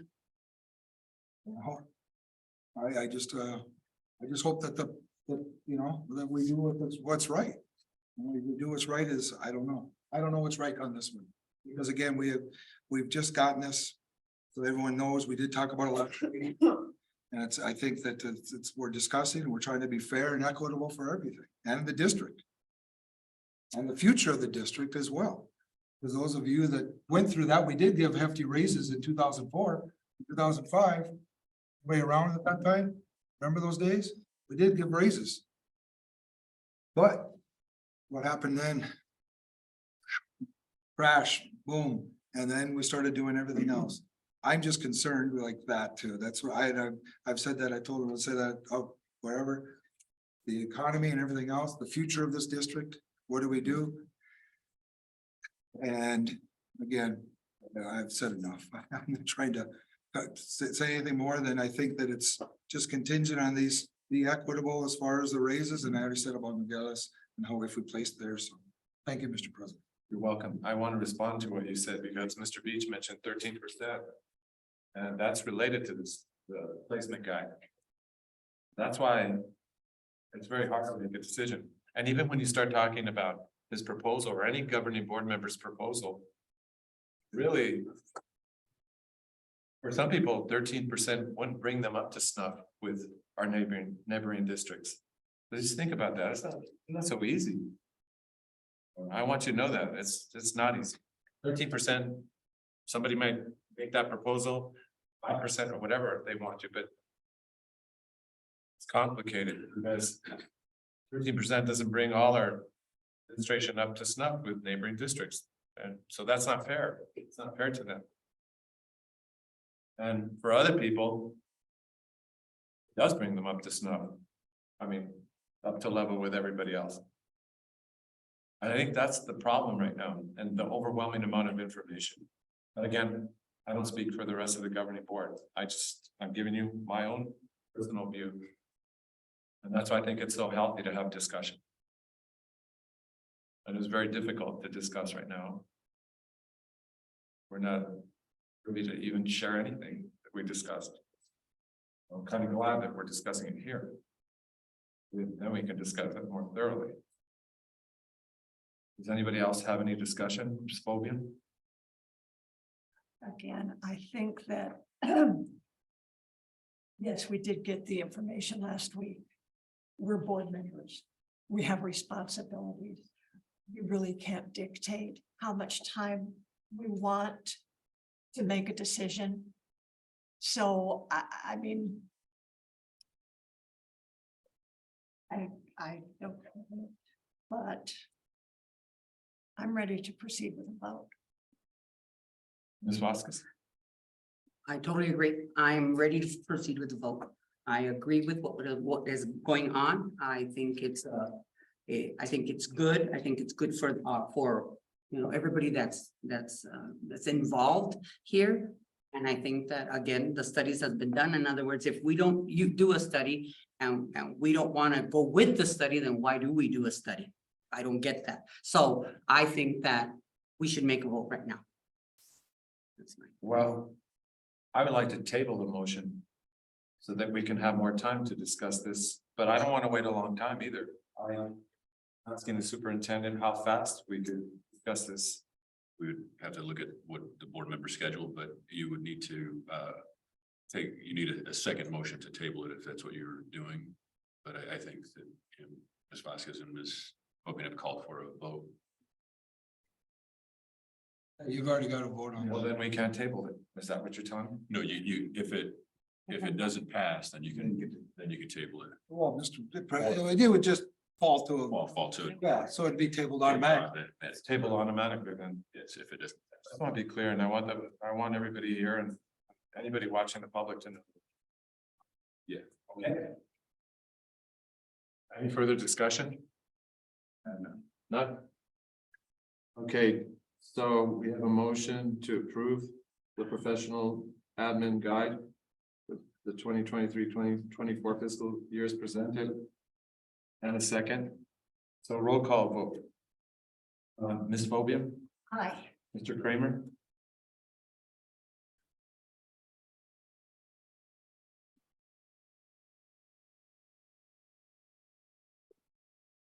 Aye.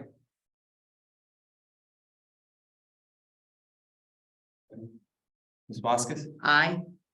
Mr. Beach. Nay.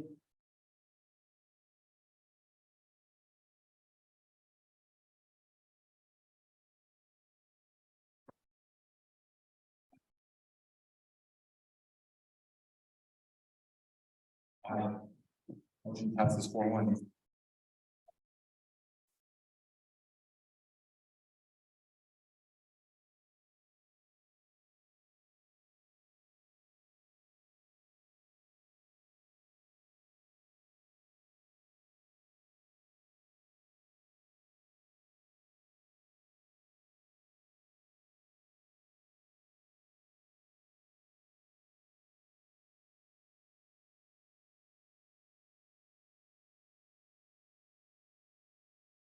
Okay, so subject D, 2023-2024 5% salary increase are recommended.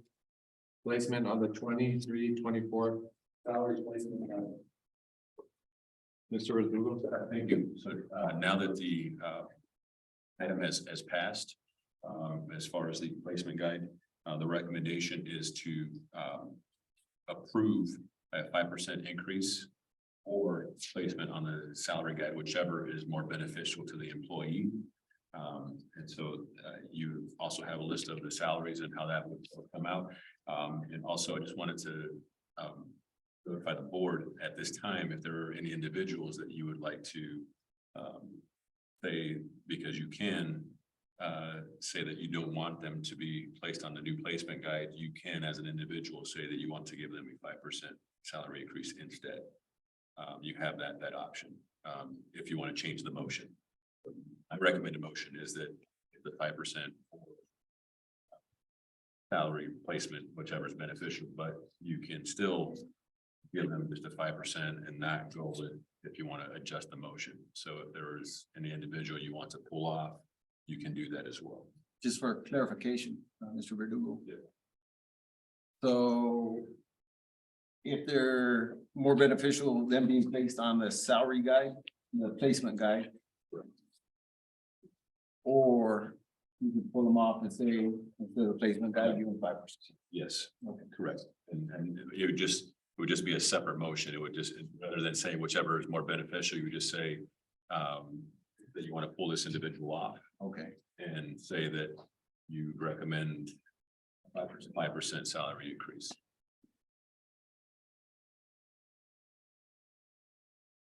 Okay, so do I hear any discussion? You need a motion. Oh, I'm sorry.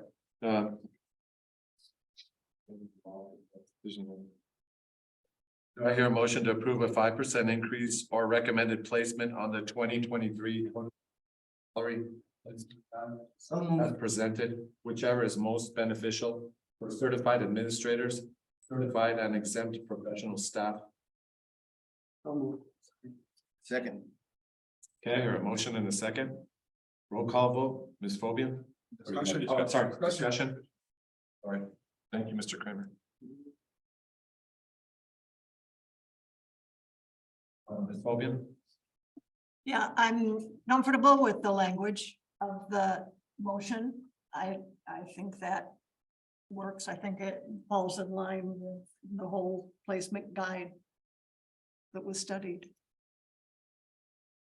Okay, Ms. Vasquez. I'm very comfortable with it the way it is. I'm sorry. I voted. Thank you. I want to be clear about something, Mr. Rivera. We still have the option to decide that after this. To remove an individual, yes. Okay, so you can, right now, you have to remove the individual right now and not be included in this vote. Okay. I just want to be sure for the sake of the governing board. Yeah, he was asking for later, that's. Yes. Mr. Kramer?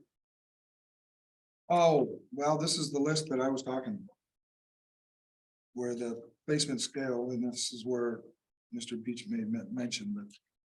This is the list that I was looking at where I was saying that some of you that were placed in the neighboring district. You're gonna be making more. If we just do on the placement. So, you know, and I was hesitant on my vote. I went ahead and did it. But some of you, you know, I'm not gonna make mention of it. I've said it 3 times. But yeah, you're gonna be held accountable. I mean, the money is not, it's not this is a good raise. And you're gonna be making more in this county. And they have always county figures and everything else. They don't do studies from Pima and Santa Cruz County together. They do Santa Cruz County studies. They be in the state of Arizona. And if you look in the data, they're always doing about wages and everything to that effect. Nevertheless, you are gonna be held accountable. And the fact that we're being probably watched right now, that's gonna be posted. You're gonna be in the whatever the social media is out there and everything else, and there's gonna be chatter and all that. Those of you that know more than I. And this is what I was talking about right here. You're getting a hefty chunk. Some of you are getting 13,000. Now, the teachers aren't getting 13,000. And they're the ones that are gonna say, hey, wait a minute. And I know we've done it as best we can with the teachers. But this is what I was talking about. And I said I was gonna be honest. And I'm being honest, not front. There's about 5 or 6 of you that are getting a nice $13,000 raise. Well. It's part of, and that's why I didn't want to hold hostage to everyone else, a whole list of everyone else based on this 5 or 6 people. That are getting that nice raise. Some of you are getting promoted, so that's your first time and that's all good. Some of you that have been in that position and you're still getting the raise, well. Accountability. That's what I have to say on that. Thank you. You're welcome, sir. Mr. Beach? Good. I'm good with 5. You're good with the 5%? And the placement of any new guy. Yeah. And the placement of everybody on the new guide. Mr. Kramer, was that what you were saying as well, or I want to Are you clarify? asking me, yes, you giving up his, are you done with your? Yeah, You had the floor. Placement guide is set in stone. Let's move forward with this 5%. Mr. Kramer, is that what you were? Yeah, you giving me the floor back? Yes, sir. Okay. You want explanation of what I was referring to? It was based on this administrative list. And what I said was, I already said what I said. I want to just hear, I want to be. I think you wanted to make sure that you're not pulling it in. I am, no, I said I wasn't, I wasn't holding hostage and I wasn't pulling anybody off. Okay. I said because they're getting a nice pay raise, they're gonna be held accountable for that pay raise. Because they're gonna be made mention, they're gonna have to be held accountable, it's taxpayers' money, they're gonna see the raise. Teachers are gonna see the raise, everyone's gonna see the raise. Okay. That's what I relent, the floor, Mr. President. Okay. I think enough has been said on the subject, so.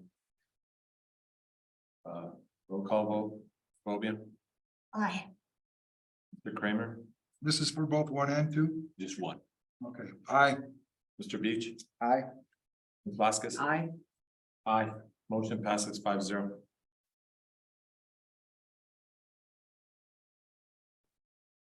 So we move on to policy services. We still have, we have a second motion for the to approve 5% for all certain. To approve.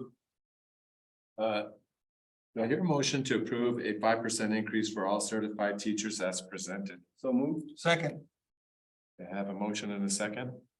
All in favor, please say aye. Oh, I'm sorry, discussion. God, I'm so out of it. Discussion. I'm just sorry, I got really rattled there. Not easy being a governing school board member. Try it sometime. So, yes, discussion, Ms. Fobian, I'm comfortable with it. Thank you. Ms. Vasquez, Very happy with it. Mr. Kramer, Yeah, no, I was, this was the easiest one. I said, for sure. I was like, yes. In fact, I had even was doing my own research and looking at what could we do possibly, maybe even give more if we were gonna do less on the other areas. Because as I've stated before, it's our teachers and we give as much as we can, and I've always said that, and everyone knows that I've said it, because I used to try to give money to the teachers that I was overseeing as much as I could and whatever I could. This is important. This is what's gonna keep us hopefully here. We are given, if this does pass, Mr. President, this is a nice, another bonus. We are better in the teacher salaries right now than our neighbors to the south. I know they're gonna be competitive with us, but we are. I did spend 20 minutes chatting with somebody about that this morning, and certainly it's a good one, but it would like to be more, because we know that, yes, there are other districts that are paying 60,000. But if you live in Santa Cruz County and you live around here, this raise, whatever, will hopefully help, because I think you said and we've said the cost of living here, that's the nice thing about living in Rio Rico. Cost of living is much better than Saranita, better than Pima County, not better than Nogales, Sonora, but certainly, I'm just saying our neighbors to the south. We do have a good as far as living here, utilities and everything else, and teachers. You guys, if we had that honey pot, we would make it 10%. Hopefully that keeps going to give it and share. Thank you. That's all I have to say. I'm good with it. Okay. So, yeah, I wish we could give the teachers more. That's quite clear. Don't we all? I mean, I pushed hard for even compression for 5 to 10 years in the past, as you said, but we just couldn't afford it. Which Stella told me, it was just, we can't do that. She's the guardian of our funds and she does a really good job. Bang up job of keeping us straight, and superintendent always said, if we could, God, what I wouldn't do to give them more. We're in the trenches every day. But can't help it, thinking about that. I'm still a teacher. And I think about that every day. I wish we could give them more. And Mr. Verdugo, our competitors are always rating their based upon what they see us do. Am I not right? Correct. And we will continue to explore that and give as much as we possibly can. So that's the commitment, and with 5%, and the way inflation has been, 301 is probably going to be high again. So, and that's something that we always give our teachers, and that we have a very robust plan to make sure that we give that to our teachers. And we know that that's never guaranteed, but every chance we get, we try to provide for our teachers. Like I said, we've given the 28% increase over 2019. So that's when we'll continue. And many districts did not meet that 20 by 2020. So that's one of the things that we are always pushing to provide for our teaching staff.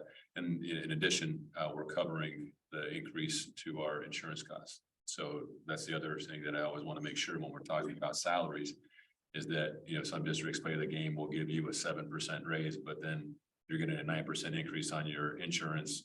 And so you're actually losing money. Our district has always been, we're going to cover that increase as much as we can. And this year it is a 9% increase on our insurance, and we're covering it. We're absorbing that cost to our employees. So that's something that when we give a raise, we want it to be a true raise. I can speak to that. Our neighbors to the south take care of insurance for us very, very well. And so I'd like to see us do even better. Okay. So, all in favor, or a roll call vote, I'm sorry. Ms. Fogan? Hi. Vasquez? Aye. Mr. Kramer? Aye. Aye. Motion passes 5-0. Policy services, Mr. Verdugo? So last board meeting, we had a presentation from the trust. And we look at and talk about cost savings. ASBA policies are roughly $4,800 annually for us to pay for services. So the recommendation is to move to the trust policy services. And had that presentation last week, so if there's any questions, but this will allow us to move forward with an agreement with them. And then begin the process of transitioning our policy services so that we have them in place for July 1. We would again have a opportunity, the plan would be then to, in June, have a study session for the board, full day to go through each of our policies, to review them.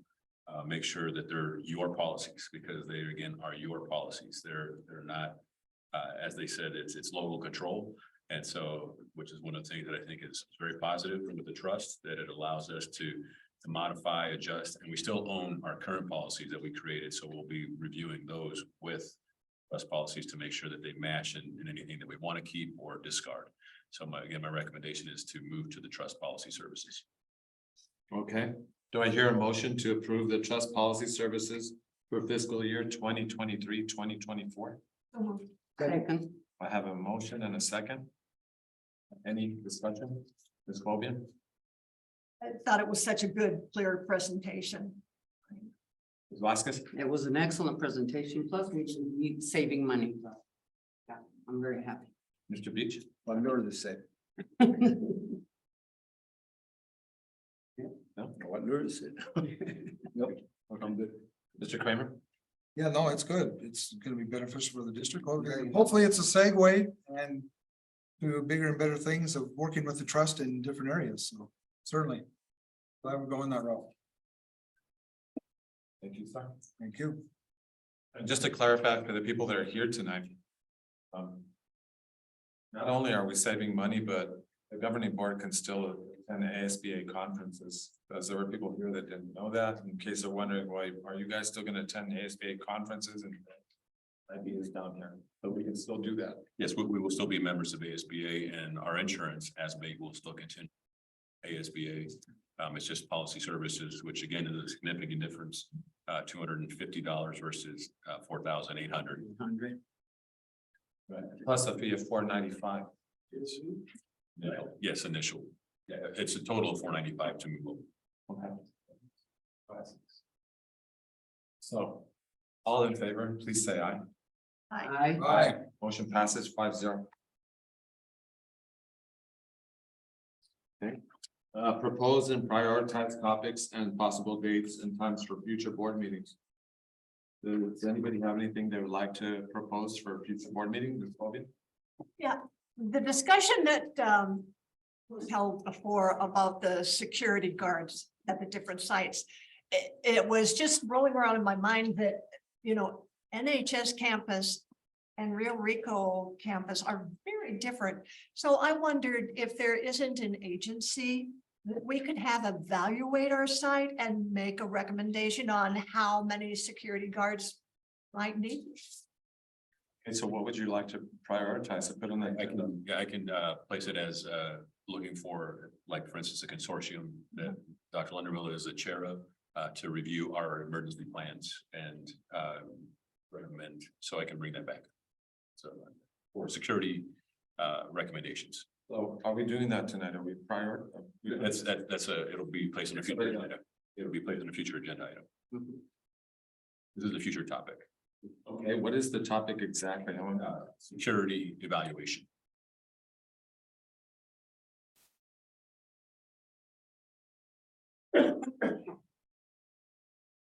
Vasquez, is that all misspoken? I'm sorry. Oh, I'm done. Thank you. Ms. Vasquez? Sorry, I have nothing. Mr. Beach? Yeah, a while ago, there was a survey that was given out to the parents, and one of the comments was, one of the parents made was a male student using the female bathroom, because at Rio Rico High School. That was on the survey that they took in their comments.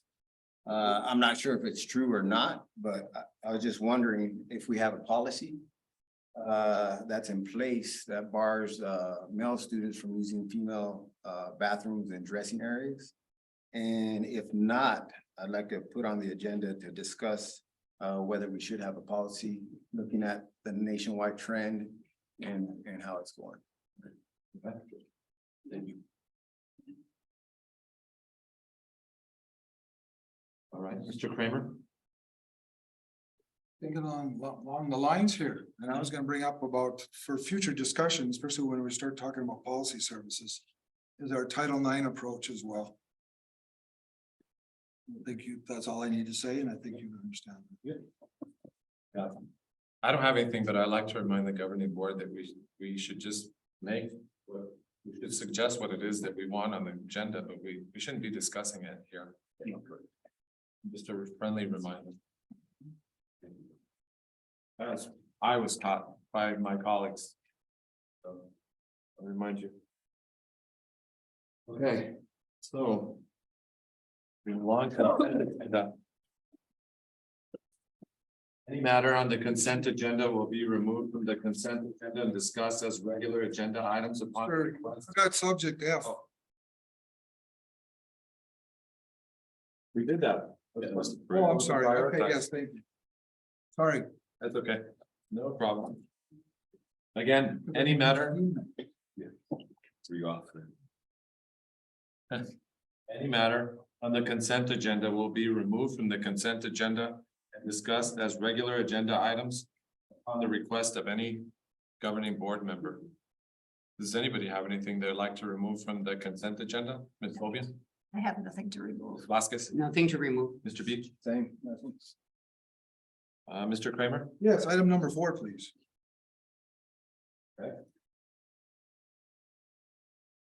So moving item 4. Do I hear a motion to approve the consent agenda as presented with the removal of item 4? I have a motion, a second. All in favor, please say aye. Aye. Aye. Motion passes 5-0. Mr. Kramer? Yes, item number 4, Mr. President, we got quite a few new individuals, and I would like a roll call for these individuals, because I think we need to pay some, like we always do with new hires. And I know that we bring them up and everything else. I think we're just bypassing that because of time, but we've always set that tradition of welcoming, especially some of our new administrators to the team. So with that said, President, I will let you do your, and just like if we do a roll call for each of them, but certainly like our very first one, I'll let you start and. Okay. Then we can run the computer right. Vanessa Alegria is the first. It's this one. It's the memo. I don't know if you- Yeah, I gotcha, I gotcha.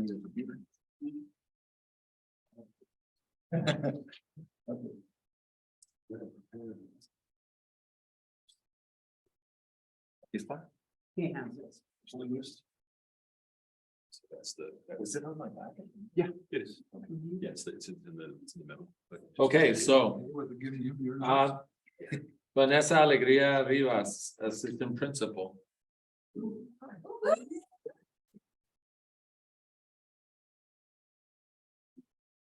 Mr. President?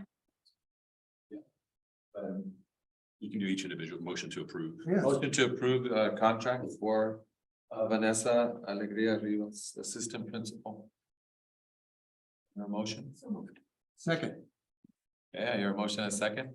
All in favor, please say aye. Aye. Discussion, I'm sorry, Mr. Kramer.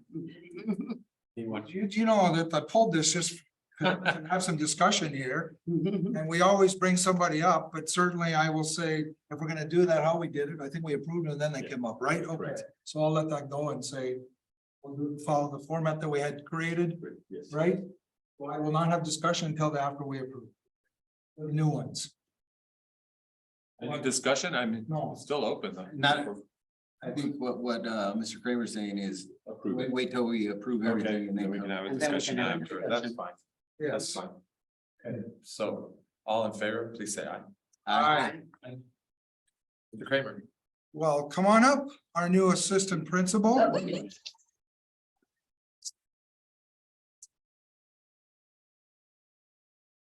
Thank you. Oh, you just tell us a little bit about what your goals are now and everything. What my goals are now? Yes, and now that you've been and, You're on the hot spot. right. I have been doing this ATTP position for the past 3 years, a really important difference from what I'm going to be doing AP. I'm very thankful for being given this opportunity to continue to grow. I really have your words that resonated with me when you were my principal and said, go take that leadership masters and move up and move up. And so thank you for believing in me. And so here I am. So the job isn't done. I will continue to push forward to help pre-K 8 as we have 10 grade levels, and I'm very proud and happy to be part of Calabasas. And that was 14 years ago. She was running the primary schools at Preschool. preschools or, yes, preschools, Pearson. And granted, she's there now, but she's very good in your position. Congratulations. Thank you. Really proud of that.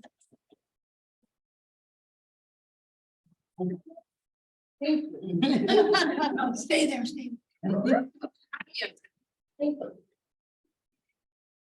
Ooh, well, the next one is my former student, Mr. Dominic Armijo.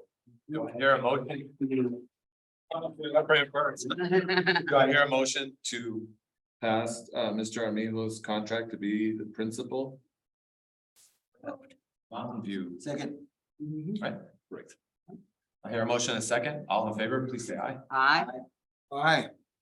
Aye. Motion passes 5-0. Mr. Dominic Armijo.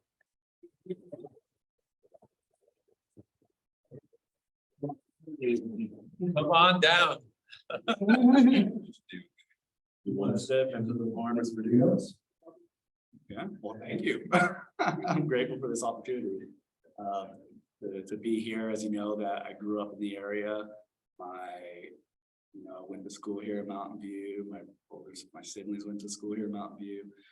My dad, my stepmom retired from Mountain View, so I have a little legacy there, as my dad, his name is up there on the plaque for when Mountain View was built in 1988.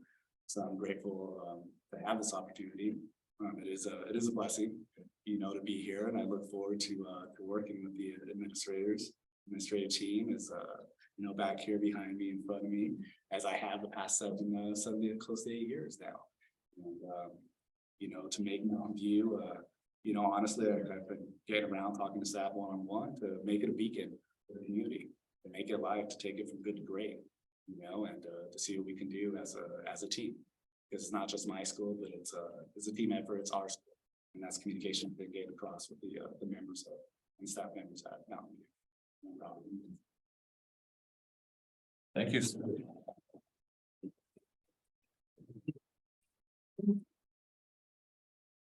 Hey, next one is also my former student, Rebecca Cabrera. Do I hear a motion to award the contract for a human resources director? For Rebecca Cabrera. Second. I have a motion and a second. All in favor, please say aye. Aye. Motion passes 5-0. Ms. Cabrera, come on.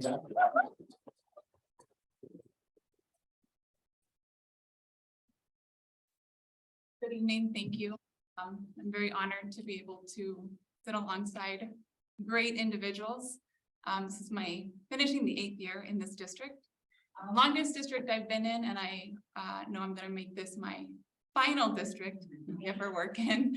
So I'm very excited to support everybody within the district. I just finished taking classes at the U of A, so next week is my last week there, and I will have another certificate. So I'm very excited to support teachers, support staff, administrators, work alongside great administrators, obviously with all of you. So thank you very much. I really appreciate it. Thank you. Thank you.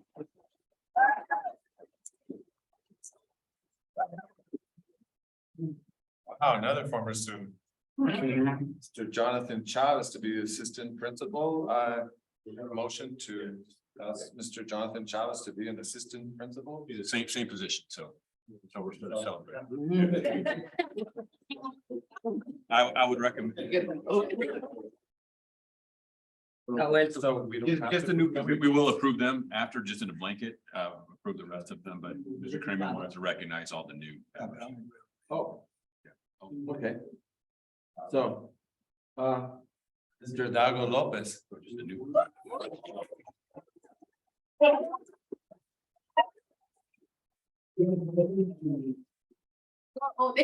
Mr. Dago Lopez to be the new principal of Guatibuti. So moved. Second. I have a motion and a second. All in favor, please say aye. Aye. I'll abstain as I'm not here. Any abstentions? Yeah, I said abstain. Okay, so motion passes 4-0. 4-0. 4-0. Motion passes 4-0.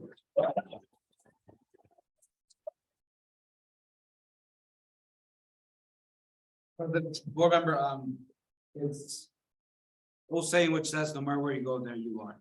I've been in this district 18 years. If I had 4 years that I was a student at Rio Rico High School, that's 22 years. If I had a year that I was at Calabasas Middle School, and I was still here, that would give it 1 more, 23 years.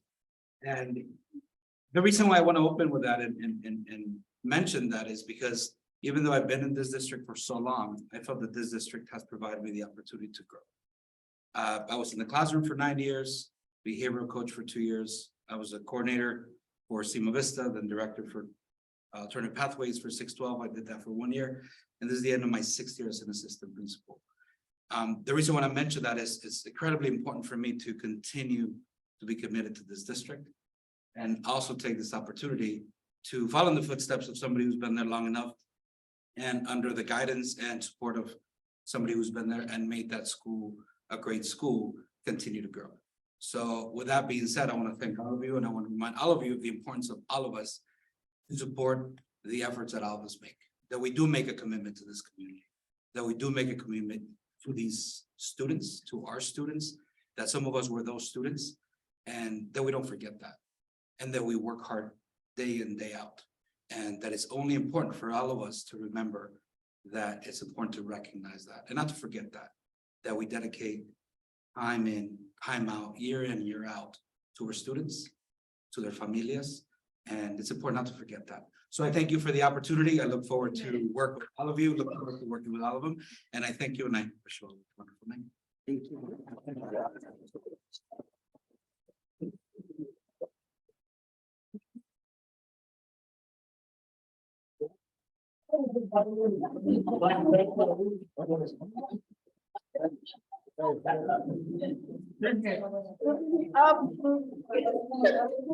You can go back up. Look at that. Individual. Nice.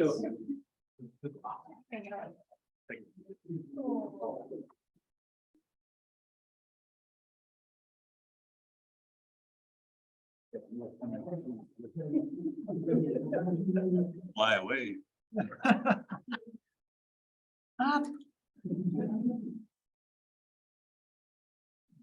Okay, do I hear a motion to approve Jorge Moreno's contract for assistant principal at Rio Rico High at School? Rio Rico High School?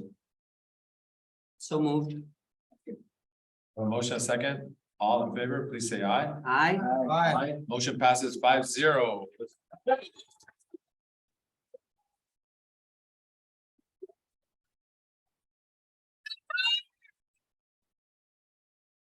So I want to say thank you to all of you guys for supporting this journey. Originally, when I became a teacher, I told myself that it's a great opportunity to learn some professional skills for 3 years, you know, coming from a blue collar industry. And those 3 years turned into 12 years. And someone said, hey, look into administration. And I asked someone, hey, do you think I'd be good at it? And that person said, yeah, I think you would. And the following year I was here, I've been in the position, sitting at admin meetings, learning from all these wonderful people. I just want to thank you guys for being some great mentors. I have a passion for what I do. I know how difficult it is to graduate high school and figure things out. I want to make sure we get that message out there to all our students to understand how important it is to have a career pathway, to make sure that they take advantage of all the opportunities and experiences that we're trying to provide them. And I look forward to this opportunity because being an assistant principal, it never crossed my mind. When I would tell friends, hey, I'm a teacher, they would say, what? I can't wait to tell them, hey, I'm an assistant principal.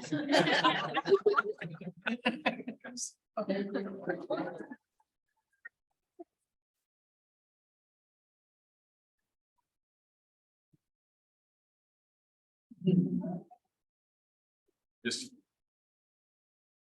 back to Mr. Chavez and yeah.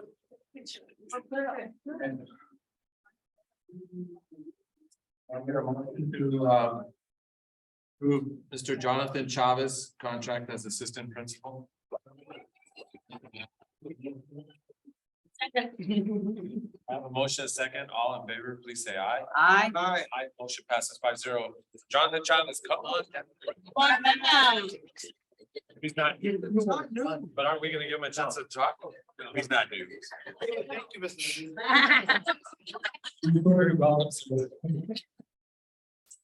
We just want to recognize it. Here a motion to approve Mr. Hector Estrada as principal of Rio Rico High School. So move. Aye. Abstentions? Mr. Kramer? Motion passes 3-0. 4-0-1. 4-0. 4-1-1. 4-1. Yes, he's voted nay. Right, and I abstained. Oh, you have said, yeah, 4-3-0. 3-1. 3-1-1. 3-1-1. Okay, thank you. Baseball game. All right, do I hear a motion to approve Chris Jackson as assistant principal? So second. All in favor, please say aye. Aye. Aye, motion passes 5-0. Do I hear a motion to pass to approve Chris Laughlin as assistant principal? So move. All in favor, please say aye. Aye. Aye, motion passes 5-0. Do I hear a motion to pass to approve Melissa Lunderville as assistant superintendent? So moved. Second. All in favor, please say aye. Aye. Aye. Motion passes 5-0. Do I hear a motion to approve Mimi Renteria as principal of San Cayetano? Second. Motion second. All in favor, please say aye. Aye. Aye. And I hear a motion to approve Stephen Shadler as assistant superintendent. So moved. Second. So, all in favor, please say aye. Aye. Aye. Aye. Motion passes 5-0. Okay, can we say something? Yes, if you'd like to, speak. Yeah, I'd like to congratulate everybody on their new positions. I want to speak directly to Rebecca. Your staff loved you. My sister loved you. Okay, you were there 24/7. And I just want to say, you know, talking to the students and staff, man, are you going to be missed? Okay, I was Dave's call on that. And I respect his decision. But I just wanted to let you know how I feel, you know, I also love you down there. But if there's ever gonna be someone that can replace you, Doggo, you're the man. Okay, so you're filling some big shoes, but you know, perfect placement. You got the right attitude, the right outlook. You're from our community and you're gonna do an outstanding job down there. Let's see, Julieta, hey. So many years, we go back on that wrestling bus and cruising around. Man, I hate to see you go, but Rebecca's filling your shoes and you're gonna be there to mentor her. So salud, you know. Congrats on your retirement or soon to be retirement. And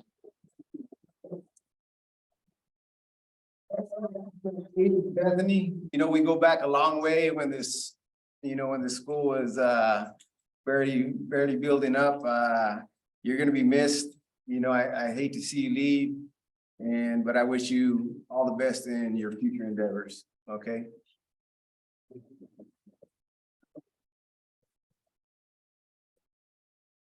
That's all I have, Renee. Ms. Hogan? I have nothing. I think everybody is in good places that it's gonna be here next year. Same thing. Congratulations to everybody on the promotions, on the shifts, on the moves, on everything. And those of you that are retiring, I don't know about you guys, but I hate it. Okay. So, I don't know about you guys, but I hate it. But anyway, but I wish you guys all the luck, everybody, every single person. I know that those positions that are being filled and that people that are moving, it's a strategy. And I think it's the best thing that our district is ever gonna have. I really believe that. So thank you and good luck to everybody. Mr. Kramer? Congratulations, everyone. I'm thesaurus out. Hired there. Thank you. Good job. For all that are leaving, thank you for your service to our district and to our community. Appreciate it. And I'd just like to remind you of something I said tonight, that for all of you who are going in there and you're so spirited, Never rest on your laurels. Thank you.